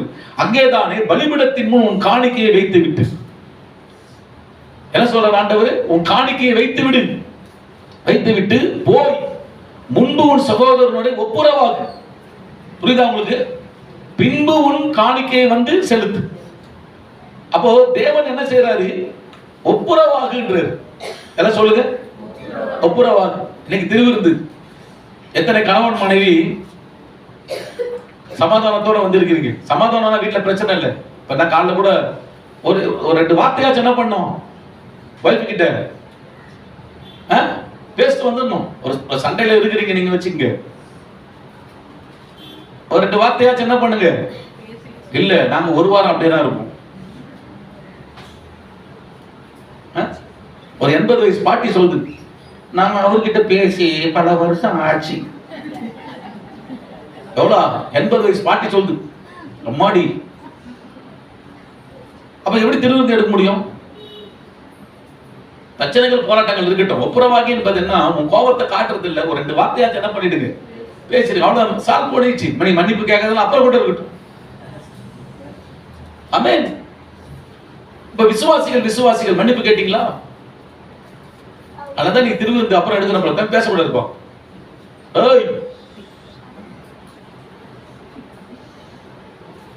பக்கத்து வீட்டுல எப்படி இருக்கிறோம், சொந்த பந்தங்கள் நடுவில் எப்படி இருக்கிறோம், வீட்டுக்குள்ள எப்படி இருக்கிறோம், கணவன் மனசை கஷ்டப்படுத்திட்டு திருவிருந்து எடுக்கிறோமா, மனைவி மனசை கஷ்டப்படுத்திட்டு வந்து திருவிருந்து எடுக்கிறோமா, பிள்ளைங்க மனசை கஷ்டப்பட்டு, பிள்ளைங்க பெற்றோர் மனசை கஷ்டப்பட்டு திருவிருந்து எடுக்கிறோமா? யோசிப்பாரு. கஷ்டப்பட்டு என்ன அர்த்தம்? பேசுறதே கிடையாது, சமாதானமே இல்லை. ஆமென். நீ தெற்கே பார்த்து நட, நான் மேற்கே பார்த்து நட. நீ கிழக்கே நடந்தால் நான் மேற்கே நடக்கிறேன். சரியா? இப்படி இருந்துட்டு எப்படி? முதல்ல கவனிங்க, ஒப்புரவாகும். ஆமென் சொல்லுங்க பார்க்கலாம். ஒப்புரவாகினா என்ன? பேச ஆரம்பிச்சு. ஆமென். சத்தமா சொல்லுங்க, சத்தமா சொல்லுங்க. பேச ஆரம்பிக்கணும். மாமியார் கூட எத்தனை நாள் சண்டையில் இருப்பீங்க? பேச ஆரம்பிங்க. மருமக கூட எத்தனை நாள் சண்டையில் இருப்பீங்க? பேச ஆரம்பிங்க. எப்படி இதெல்லாம் பேசாம கொள்ளலாம்? எப்படி? அப்ப பேசுறது சொன்னா நமக்குள்ள என்ன இருக்குது? என்ன இருக்குது? சமாதானத்துக்கு ஏற்றவைகள் ஆள் இல்லை. நம்ம என்ன ஆளா இருக்கிறோம்? பிரச்சனைகளை தூண்டி விடுகிற ஆளா தான் இருக்கணும். பேசி அவங்க ஒத்து வரலையா, பேச மாட்டாங்களா, கம்மி விட்டுருங்க. வேற என்ன பண்றது? நீ என்கிட்ட பேசிதான் ஆகணும், இல்லைன்னா அவ்வளவுதான். நான் அப்படிலாம் பண்ண முடியாது. ஆமென். அந்த வைராக்கியம் என்ன செய்யக்கூடாது? இருக்கக்கூடாது. அப்படி இருந்துச்சுன்னா தப்பு. அப்ப பாருங்க, ஒப்புரவாக சொல்ற ஆண்டவர். ஒப்புரவாகல நான் யாருக்கு நஷ்டம் தெரியுமா? கவனிங்க, ஒப்புரவாகி பின்பு வந்து உன்னை செய், உன் காணிக்கையை செலுத்துன்றது. அப்படி அப்படி பண்ணல அப்படின்னா என்ன ஆகுனா, அவன் எதிராளி கோர்ட்ல கேஸ் போடுவான். கோர்ட்ல கேஸ் போட்ட யாருக்கு பிரச்சனை? உங்க பக்கம் நியாயமே இல்லைன்னு வச்சுக்கோங்க, போடுற பாத்துக்கலாம், யார் தெரியுமா ஊனு என்ன ஆகும்? போட்ட யாருக்கு நஷ்டம்? அவங்களுக்கு தான் நஷ்டம். அவ வேதம் சொல்லுது, எதிராளி நியாயாதிபதியத்தில் என்ன செய்வான்? உன்னை ஒப்பு கொடுப்பான். அப்ப நியாயாதிபதி கேஸ் எல்லாம் யோசிச்சு, நியாயாதிபதினா யாரு? யாரு? ஜட்ஜி. நம்ம பாஷைப்படி ஜட்ஜி, அவங்க வேதத்தின் பாஷைப்படி நியாயாதிபதி. ஜட்ஜி தீரா விசாரிச்சு பார்த்துட்டு நம்ம பக்கம் பிரச்சனை இருக்குதுன்னு சொன்னா எதிராளி பக்கம் என்ன செஞ்சிருவாரு? சாதகமாக்கிடுவாரு. அப்போ ஜட்ஜி என்ன செய்வானா, இவன் இவ்வளவு அட்டகாசம் பண்ணிட்டான், இவன் இவ்வளவு இது பண்ணிட்டான், இவ்வளவு இதை ஏமாத்திட்டான், அதனால பண்ண உடனே இவனை போலீஸ் கையில கொடுங்கன்னு சொல்றாங்க. போலீஸ் தான் யாரு? பைபிள் என்ன போட்டுருக்குது? சேவகன் தான் போலீஸ். இப்ப போலீஸ் என்ன செய்வான்? கொண்டு போய் என் வீட்டுல ஒரு 2 மாசம் இருந்து அப்படி சொல்லுவானா என்ன பண்ணுவான்? வேதம் சொல்லுது, சிறைச்சாலையில போடுவான், ஜெயில போய் கடக்கணும். அப்ப அதான் நினைச்சு ஏசு அழுதாரு. அதை நினைச்சுதான் ஏசு அழுதாரு. உனக்கு இந்த வாழ்க்கை தேவையான்று. ஆமென். கொஞ்சம் இறங்கி கொஞ்சம் சமாதானத்துக்குள்ள போய், கொஞ்சம் எதிராளி தான் நம்ம மேல தப்பு இருக்குது, இல்ல அவன் மேல கூட தப்பு இருக்கட்டும், முதல்ல நீ சமாதானம் பண்ண போனியா, சமாதானமா பேச போனியா, அதுதாங்க முக்கியம். அதெல்லாம் போக முடியாது பாஸ்டர். எவன் போவான்? அவன் மூஞ்சில நம்ம முடிக்கிறதுக்கு. அப்போ எதிராளி வேற மாதிரி தான் பண்ணுவான். நமக்கு உன் பக்கம் நியாயம் இருந்தா கூட பரவாயில்ல, நியாயமே இருந்தா கூட பேச போங்கன்றேன். போங்க, எதிராளி கிட்ட பேசுங்க. இன்னைக்கு யார் யாருக்கெல்லாம் எதிராளி, என்ன பிரச்சனை, அந்த பிரச்சனை, இந்த பிரச்சனை இருக்கிறீங்களோ, தயவு செய்து இன்னைக்கு சொல்ற கர்த்தருக்கு கூட பேசலாம் விசுவாசிக்கிறேன். அந்த ஆளு கிட்ட முகமுகமா பேச போங்க. நீ உன் பிரச்சனை சாலாவுதா இல்லைன்னு பாரு. அழகா ஒரு பரம்பரை சொல்லுவாங்க, சாட்சிக்காரன் காலில் விடுவதை விட சண்டைக்காரன் காலில் விடுவது நல்லது. நீ சாட்சி சொல்லு அவன் கால கேட்க நேரா டைரக்டா போங்க அந்த ஆளு கிட்ட. அது சொல்லி அவங்க கேட்கலையா, அதுக்கப்புறம் நீங்க ஜெபத்துல இருங்க, வேற மாதிரி பாருங்க. ஆனா எடுத்த உடனே என்னதான் போக முடியாது, அதை பண்ண முடியாது, தயவு செய்து சொல்லாதீங்க. போய்தான் ஆகணும், பேசிதான் ஆகணும். ஆமென். இறங்குங்க, கொஞ்சம் இறங்கி போங்க. அப்படி இறங்கி போனீங்கன்னா உங்களுக்கு நஷ்டம் கிடையாது. வேதம் என்ன சொல்லுது பாருங்க, எதிராளி உன்னை நியாயாதிபதியத்தில் ஒப்புக்கூடாமலும் நியாயாதிபதி உன்னை சேவகத்தில் ஒப்புக்கூடாமலும் நீ சிறைச்சாலையில் வைக்கப்படாமல் இருக்கும்படியாக நீ உன் எதிராளி வழியில் இருக்கும் போதே சீக்கிரமாய். இந்த வார்த்தை ரொம்ப முக்கியம். எத்தனை வாட்டி நம்ம எவ்வளவு உறவுகளை வருஷ கணக்கில் நாம காய போட்டுக்கிறோம், வருஷ கணக்கில் உறவுகளை எல்லாம் விட்டுட்டு தூரமா இருக்கிறோம், வருஷ கணக்கில் நம்ம பிரிஞ்சு போய் கிடக்கிறோம். ஆனால் வேதம் என்ன சொல்லுகிறது? சமாதானத்தின் வார்த்தை என்ன சொல்லுகிறது? சீக்கிரமாய் அப்படின்னு, உடனடியாக செய்து, உடனடியாக பேசி சால்வ் பண்ணியிருந்தா இன்னத்துக்கு எவ்வளவு சந்தோஷமா சமாதானமா இருக்கலாம். ஆனா முடியாது. நான் எப்படி இறங்கி போவேன், அந்த அவங்க நான் எப்படி இறங்கி போவேன், இப்படியே போங்க, காலம் போகும். கடைசியா ஒரு நாள் பரலோகமி, ஆமென், பரலோகத்துல நிப்பாங்க. ஆண்டு சொல்ல, என்னப்பா நான் வந்திருக்காண்டவரே. அப்படியா? அப்ப அங்கிருந்து சமாதானமே பண்ணி வந்துக்கிற, சமாதானமே இல்லையே. ஒரு விதமா சமாதானம் தானே, சமாதானத்துக்குள்ளவன் தானே பரலோகத்திற்கு பிரவேசிப்பாங்க. ஆமென். இதெல்லாம் நடக்குமா? விசுவாசிக்கிறீங்களா? இல்ல கதை விடுறாரா பாஸ்டர்? கவனிங்க. திருவிருந்து கொடுக்கும் போது கூட எனக்கு சில காமெடிஸ்லாம் இருக்கு. திருவிருந்து கொடுக்கும் போது இப்போ சர்மிளா சிஸ்டர் கிட்ட கொடுக்குறேன். சர்மிளா சிஸ்டர் இங்க இருந்து நான் அங்க தாச்சாணி சிஸ்டர் கிட்ட போக முடியல. இப்ப சர்மிளா சிஸ்டர் என்ன பண்றாங்க, இவங்க கிட்ட கொடுக்குறாங்க. அவங்க தாச்சாணி என்ன பண்றாங்க, சர்மிளா சிஸ்டர் கொடுக்கும் போது நானே எடுத்துக்கிறேன். எப்படி வந்து எடுக்கிறீங்க? என்ன அப்ப அவன் கொடுத்தா என்ன பழக்கம் இதெல்லாம் தெரியுதுங்களா? என்ன தப்பு பண்றோம் நாம. அதனாலதான் தேவன் நம்மளை என்ன செய்ய முடியல, ஆசீர்வதிக்க முடியல. இப்ப பாஸ்டருக்கு 10 பேர் 15 பேர் இருக்கிறோம். கான்ஃபரன்ஸ்ல திருவிருந்து கொடுப்பாங்க. இப்ப நான் முனையில் நிக்கிறேன், நான் தான் எல்லாருக்கும் எடுத்து கொடுப்பேன். அங்க இருந்து ஒரு பாஸ்டர், இவர் பரிசுத்தத்தை ரொம்ப குறைவு, நீங்க வாங்க. அவர் சொல்ல, நான் வர மாட்டேன், நீ போப்பா, அங்கதான் வாங்கிக்கோ. அப்படிதானே? அப்ப ரொம்ப பரிசுத்தமா நினைப்போம் நமக்கு. சர்ச்சையில் அப்படிலாம் தயவு செய்து இருக்காதீங்க, ஆனா அசிங்கமா இருக்கும். அப்ப எதிராளி நீங்க பாக்குறீங்களா? அப்ப எப்படி அந்த திருவிருந்துக்கு அது எடுக்கிற வேணாம். அப்போ ஒரு சகோதரன் எடுத்து கொடுக்கறத வாங்குறதுக்கு கூட நம்மளால முடியலன்னா அப்ப நம்ம என்னது, நம்ம ரொம்ப பசுத்தவானோ அவங்க என்னமோ என்னது வருது, எங்கிருந்து வருது இந்த மாதிரி மைண்ட் எல்லாம். சர்ச்சுக்குள்ள இந்த மைண்ட் யாரும் இருக்க கூடாது. அல்லேலூயா. உங்க எதிராளியே அந்த திருவிருந்து எடுத்தா கூட அந்த எதிராளியை பார்த்து ஒரு நல்ல ஸ்மைல் பண்ணுங்க. உங்க கையில இருந்து எனக்கு திருவிருந்து கொடுக்குறீங்க, சந்தோஷம் சிஸ்டர்.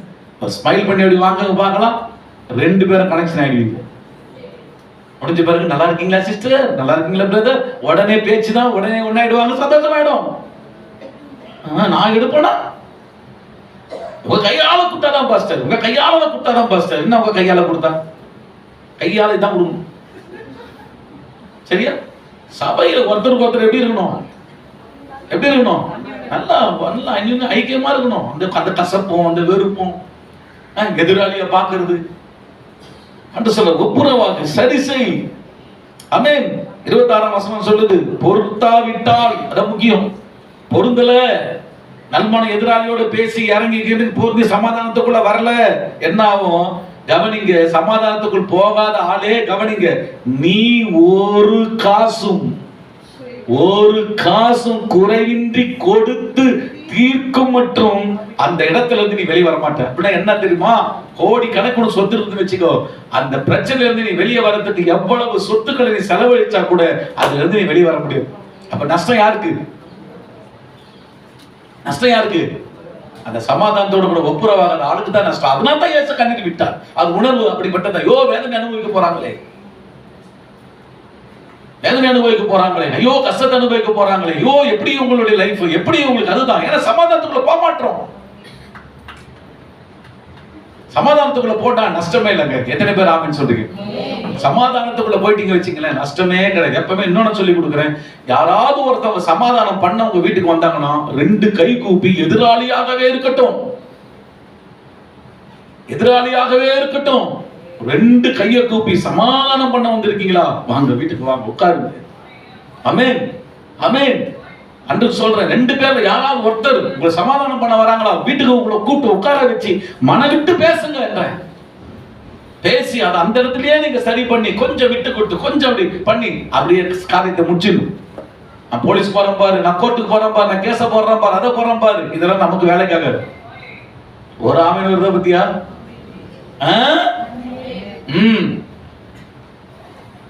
புரியுதா நான் சொல்றது? உங்களுக்கு புரியுதுங்களா? பொண்ணு வீட்டுல இருந்து மாப்பிள்ளை வீட்டுல பொண்ணு கூட்டு போறதுக்கு வராங்க. வந்த உடனே மாப்பிள்ளை பத்தி ஆயிரத்துக்கு மறுபடியும் குறை சொல்லக்கூடாது. உங்களுக்கு புரியுதா? உங்களுக்கு புரியுதா? இதெல்லாம் சொன்னா கொஞ்சம் அப்படியே ஒரு மாதிரி இருக்கும். அதுதான் ஞானமா பேசக்கூடாது. கம்முன்னு சரி ஓகே நியாயமாந்த பேசி என்ன செய்யணும், இனி பாத்துக்கப்பா பார்த்து இருங்கப்பா அப்படின்னு சொல்லி என்ன பண்ணுங்க, அப்படி முடிச்சிருங்க. மறுபடியும் போட்டு பழைசெல்லாம் போட்டு கிளம்ப என்ன ஆகும்? மூடி விட்டதை கிளறி விடுங்க, எப்படி இருக்கும்?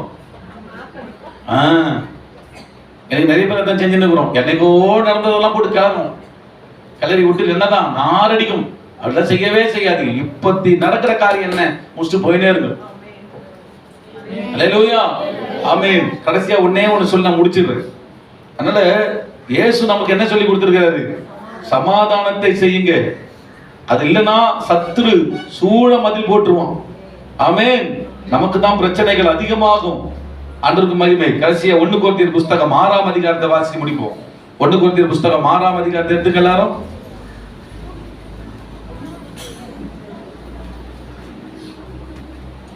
ஒன்னாம் வசனத்திலிருந்து படிங்க.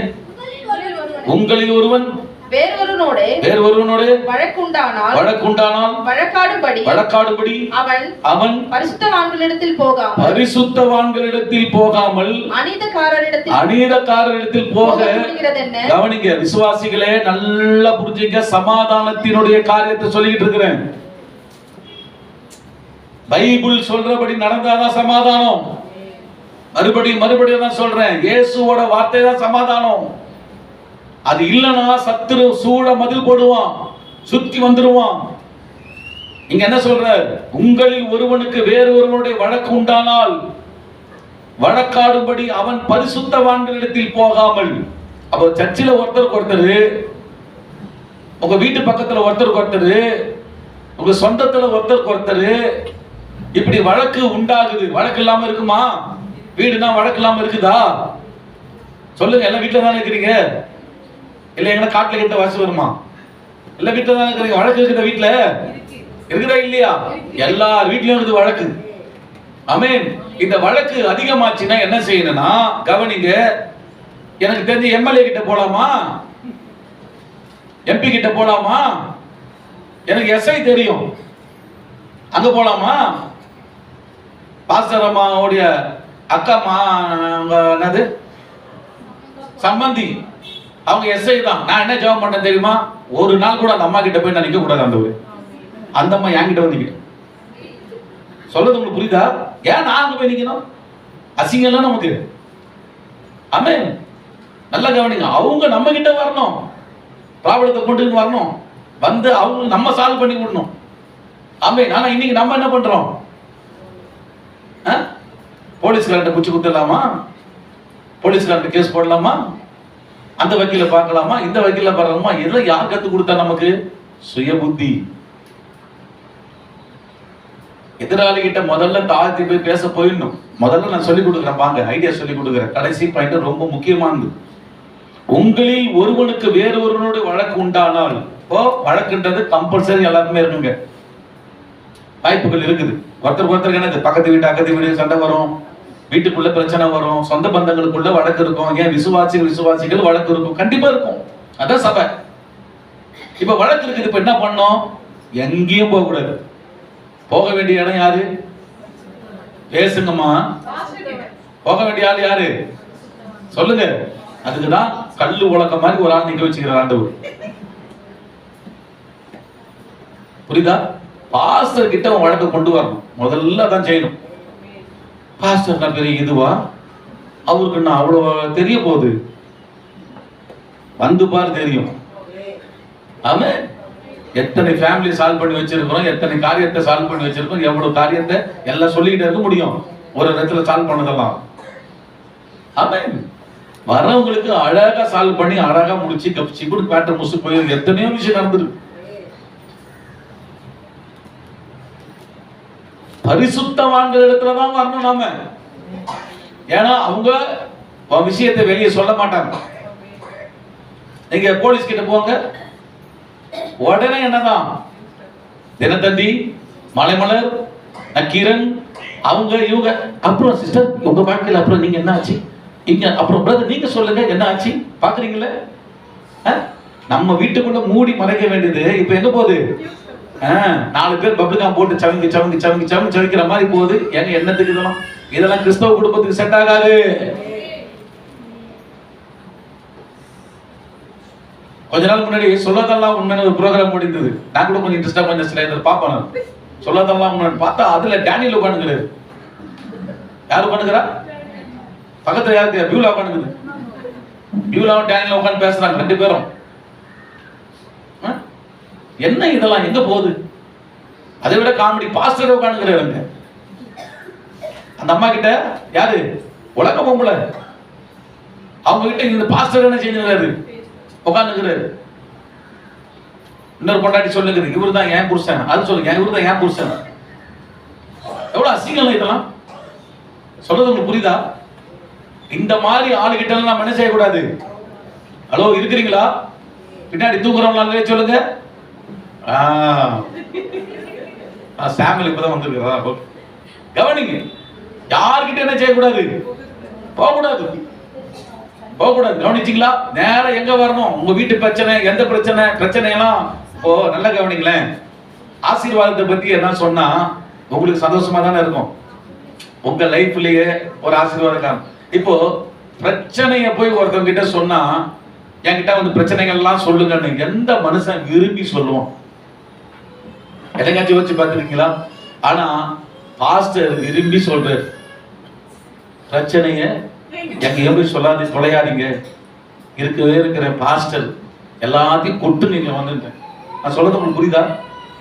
சொல்றது உங்களுக்கு யாருன்னா பிரச்சனையை சொல்ற ஆளை பார்த்தா ஓடுவாங்க. தெரியுமா உங்களுக்கு? நீ அவங்களுக்கு நன்மை செய்யற ஆளா இருந்தா, ஏதாச்சும் ஒரு கெயின் உங்களுக்கு இருக்குதுன்னா, வாங்க வாங்க வாங்க அப்படின்னு சொல்லி என்ன பண்ணலாம், உங்களை கூப்பிடலாம். நீங்க வரப்போறது எதுக்கு தான்? சொல்ல போனா என் பாக்கெட்ல இருந்து கொடுத்து அனுப்புற மாதிரி தான் சூழ்நிலை. பிரச்சனை கேட்கிற ஆளுக்கு உண்மை தானே, உண்மை தானே. அப்ப யாருமே விரும்புவாங்களா பிரச்சனை கேட்க? இவங்க வரும்போதே பிரச்சனைக்கு தான் வராங்க. ஆனா கர்த்தர் பாஸ்டர் எதுக்கு வச்சுக்கிறாருன்னா பிரச்சனைக்கு கேட்கறது. வேற என்ன பண்றது? இதுதான் பிரச்சனை. கேட்கணும் கேட்கணும். பாஸ்டர் ஆளுக்கு வரத பார்த்து என்ன உடனே கலப்புறேன், உடனே ஏன் ஐயோ மாட்டோம்னா அவ்வளவுதான் பிரச்சனை. நான் சொல்ல எதுக்கு அப்ப ஊழியத்தை வந்துக்கிறீங்க? ஆமென். அதுக்குன்னு போட்டு மொக்க போடக்கூடாது. சில ஆள் பிரச்சனையை பேச வந்தா முடிஞ்சு போச்சு. பாஸ்டர் சாப்பிட்டாரா, பாஸ்டர் குடிச்சாரா, பாஸ்டர் என்ன மீட்டிங் போகணுமா, எதுவுமே கிடையாது. உட்கார்ந்தே ஆகணும், உட்கார்ந்தே ஆகணும். சரி அப்போ அது புரிஞ்சுக்க தேவை. சரி சிஸ்டர் நான் வரட்டுமா, சரி நான் வரட்டுமா, இல்ல பாஸ்டர் இன்னும் அடுத்து நான் கேளுங்களேன், நான் அடுத்தது கேளுங்களேன். இப்பதான் பாதி வந்து இருக்கிறேன், கோச்சை முடிஞ்சிச்சு. உடனே அங்கிருந்து ஒரு போன் பண்ணேன், மீட்டிங் நீங்க வரலையா, அந்த மீட்டிங் எப்படி வருது? உடனே அவரு என்ன திட்டுவாரு, இதுதான் பாஸ்டர் உங்ககிட்ட நீங்க நேரத்துக்கு வர மாட்டீங்க. அந்த திட்டு வாங்க வச்சது காரணம் யாரு? இந்த சிஸ்டர் தான், இந்த பிரதர் தான். சரியா? பாஸ்டருங்க வந்து நான் நச்சின பிரச்சனையை சொல்லி டக்குன்னு மேட்டர் முடிச்சு டக்குன்னு போயிடணும். ஆமென் சொல்லுங்க பார்க்கலாம். அல்லேலூயா. உட்கார வச்சு என்ன செய்யக்கூடாது? ஆமா பயங்கரம். அதுக்கே விசுவாசிகளை பார்த்து என்ன செய்ய வேண்டியது இருக்குது? ஓடக்கூடாது. ஓடுற அளவுக்கு காய்க்கிறாங்க. சோத்திரம். புரியுதா? வந்துமா பிரச்சனை கவனிங்க. எங்கேயும் போக கூடாது. எங்கதான் போனோம்? சத்தமா பாஸ்டர் கிட்ட தான் பிரச்சனையை கொண்டு வரணும். வேற எங்கேயும் போக கூடாது. உன் மாமியார் வீட்டுக்கு கூட போக கூடாது. ஆமென். அம்மா வீட்டுக்கு கூட போக கூடாது. முதல்ல பிரச்சனையை பாஸ்டர் கிட்ட கொண்டு வாங்க. எத்தனை போன் கால் வரப்போகுது சொல்லு. வரட்டும். வந்து அந்த பிரச்சனைகள் என்ன செய்யணும்? கண்டிப்பா கவனிங்க.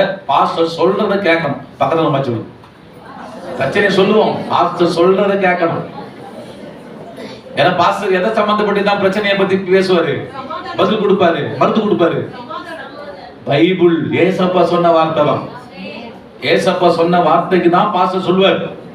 அப்படி இருந்தா மட்டும் நீங்க வாங்க என்கிட்ட. அதுதான் சமாதானம், அதுதான் சமாதானம். ஆமென். ஒருத்தர் வந்தார், பாஸ்டர் சமாதானத்தோட நான் ஒரு ஊழியர் வேலை செய்யணும், ஜெபம் பண்ணுங்க அந்த வேலைக்காக.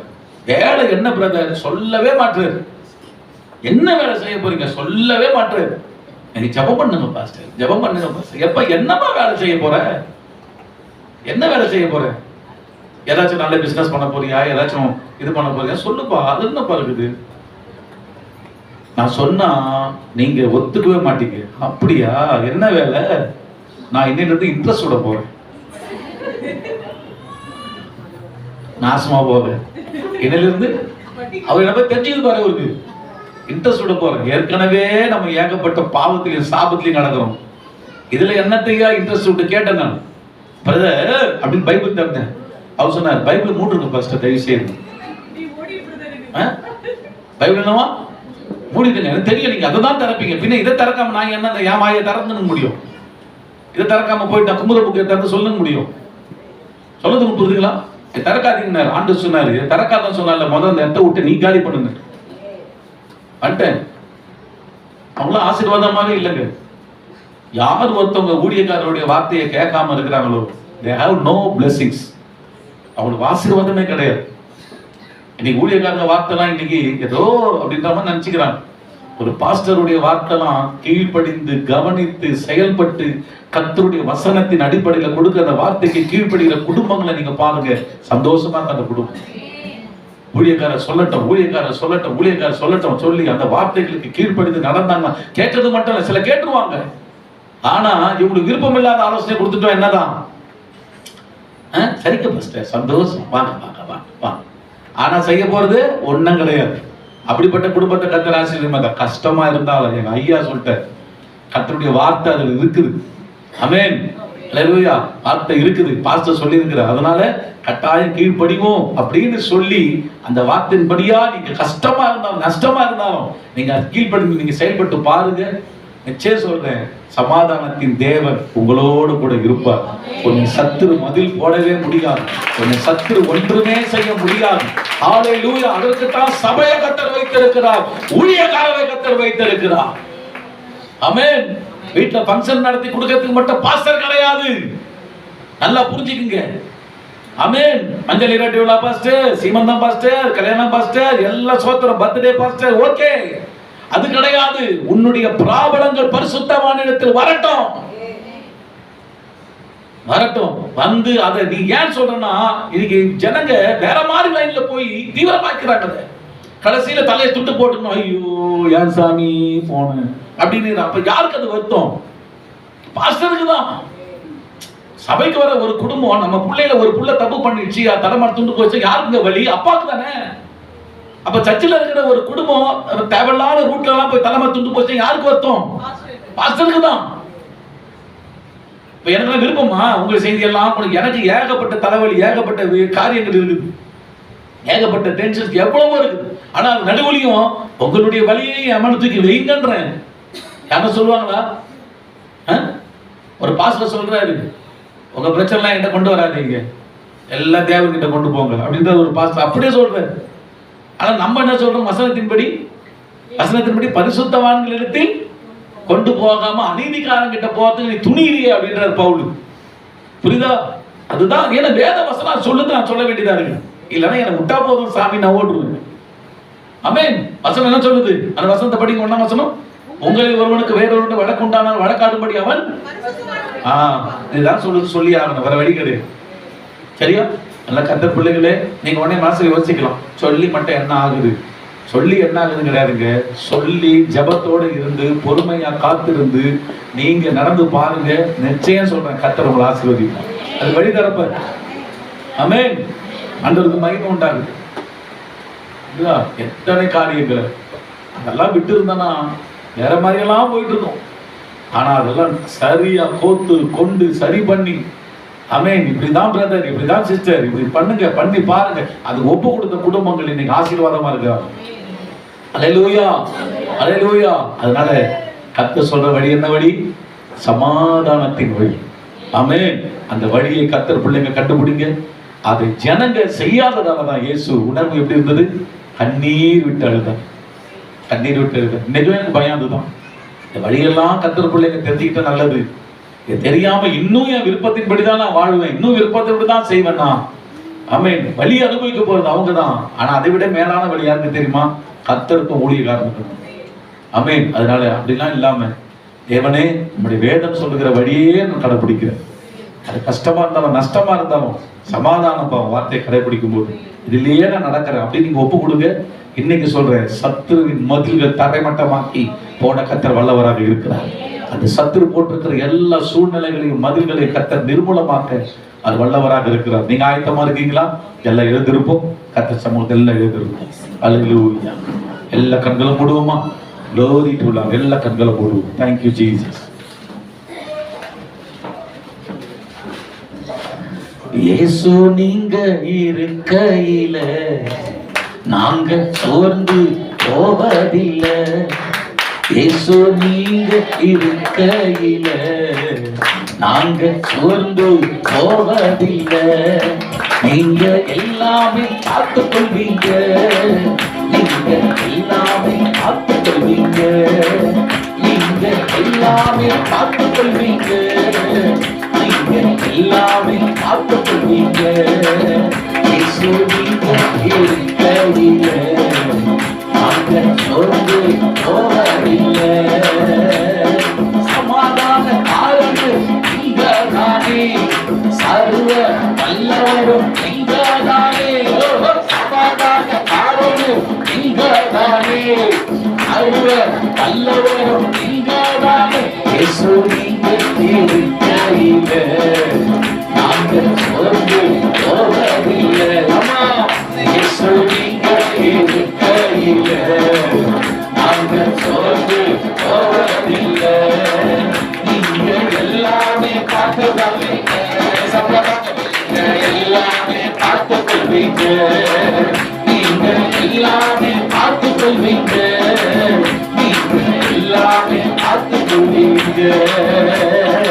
நல்ல கைகளை கட்டி நல்ல கட்டளை மையப்படுத்தும். ஹல்லேலூயா, ஹல்லேலூயா, ஹல்லேலூயா, ஹல்லேலூயா. நல்ல ஆண்டவரே,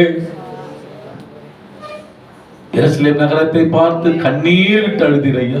காரணம், இந்த ஜனங்கள் சமாதானத்துக்கு ஏற்றவைகளை சிந்திக்கவில்லை, அதற்கு ஒப்பு கொடுக்கவும் இல்லை. பின்னால் விழுகிற பயங்கரமான சத்துருவினுடைய தாக்குதல்களுக்கு உள்ளாவார்களே என்று அழுதி. எங்களுடைய உணர்வுகளும் அப்படி இருக்கட்டும் ராஜா. எத்தனை விசுவாசிகள், எத்தனை குடும்பங்கள் ஆண்டவரே தேவ வார்த்தையை மீறி செயல்படும் போது அதை கண்டு கண்ணீர் வடிக்கிற இருதயம் எங்களுக்கு கொடுங்கப்பா. கர்த்தரின் வழியை அறியாமல் இருக்கிறார்களே, அவர்களாகவே நியாயாதிபதியாக நின்று நியாயம் செய்து விடுகிறார்களே. இதை நினைக்கும் போதெல்லாம் எங்களுக்கு கண்ணீர் வரட்டு ஆண்டவர், எங்களுக்கு கண்ணீர் வரட்டு ஆண்டவர். கர்த்தர் தானே நியாயாதிபதி. ஒரு சரியான கர்த்தருடைய பிள்ளை பிரச்சனைகள் போராட்டங்கள் வரும்போது தேவ சன்னிதானத்தில் உட்கார்ந்து அவன் நிதானமாய் நியாயம் தீர்த்து அந்த காரியங்கள் சமாதானத்துக்கு ஏற்ற காரியம் எது என்பதை கண்டுபிடிப்பான். ஆனால் இன்றைக்கோ போராட்டங்களும் பிரச்சனைகளும் வெளி உலகத்து மக்களுக்கு ஆண்டவரே அவர்களை அழைத்து இவர்களை அழைத்து ஒரே குழப்பத்துக்குள்ளாக சென்று விடுகிறோம். எங்கள் தேவன் எங்களை மன்னிப்பீராக ராஜா. எத்தனை பேர் அப்படி நிக்கிறீங்க? ஆண்டவரே என்ன மன்னிச்சிருங்கப்பா, ஆண்டவரே என்ன மன்னிச்சிருங்கப்பா. உங்க வழியின்படியா இன்னைக்கு திருவந்து எடுக்க போறீங்க. எத்தனை பேரு அல்லேலூயா சமாதானத்தோடு கூட எடுக்க போறீங்க. உங்க வீட்டு பக்கத்துல இருக்கலாம், உங்க குடும்பத்துக்குள்ள இருக்கலாம். ஆமென். எல்லாரும் அப்படிப்பட்டவங்க எல்லா கரங்களை உயர்த்தி ஜெபம் பண்ணுங்க. சகோதரனுக்கு வழக்கு இருக்குன்னா, ஐயோ ஏசப்பா அதை நான் விரும்பவே இல்லப்பா, எனக்கு அது வேண்டவே வேண்டாம், என்ன செய்ய சொல்ற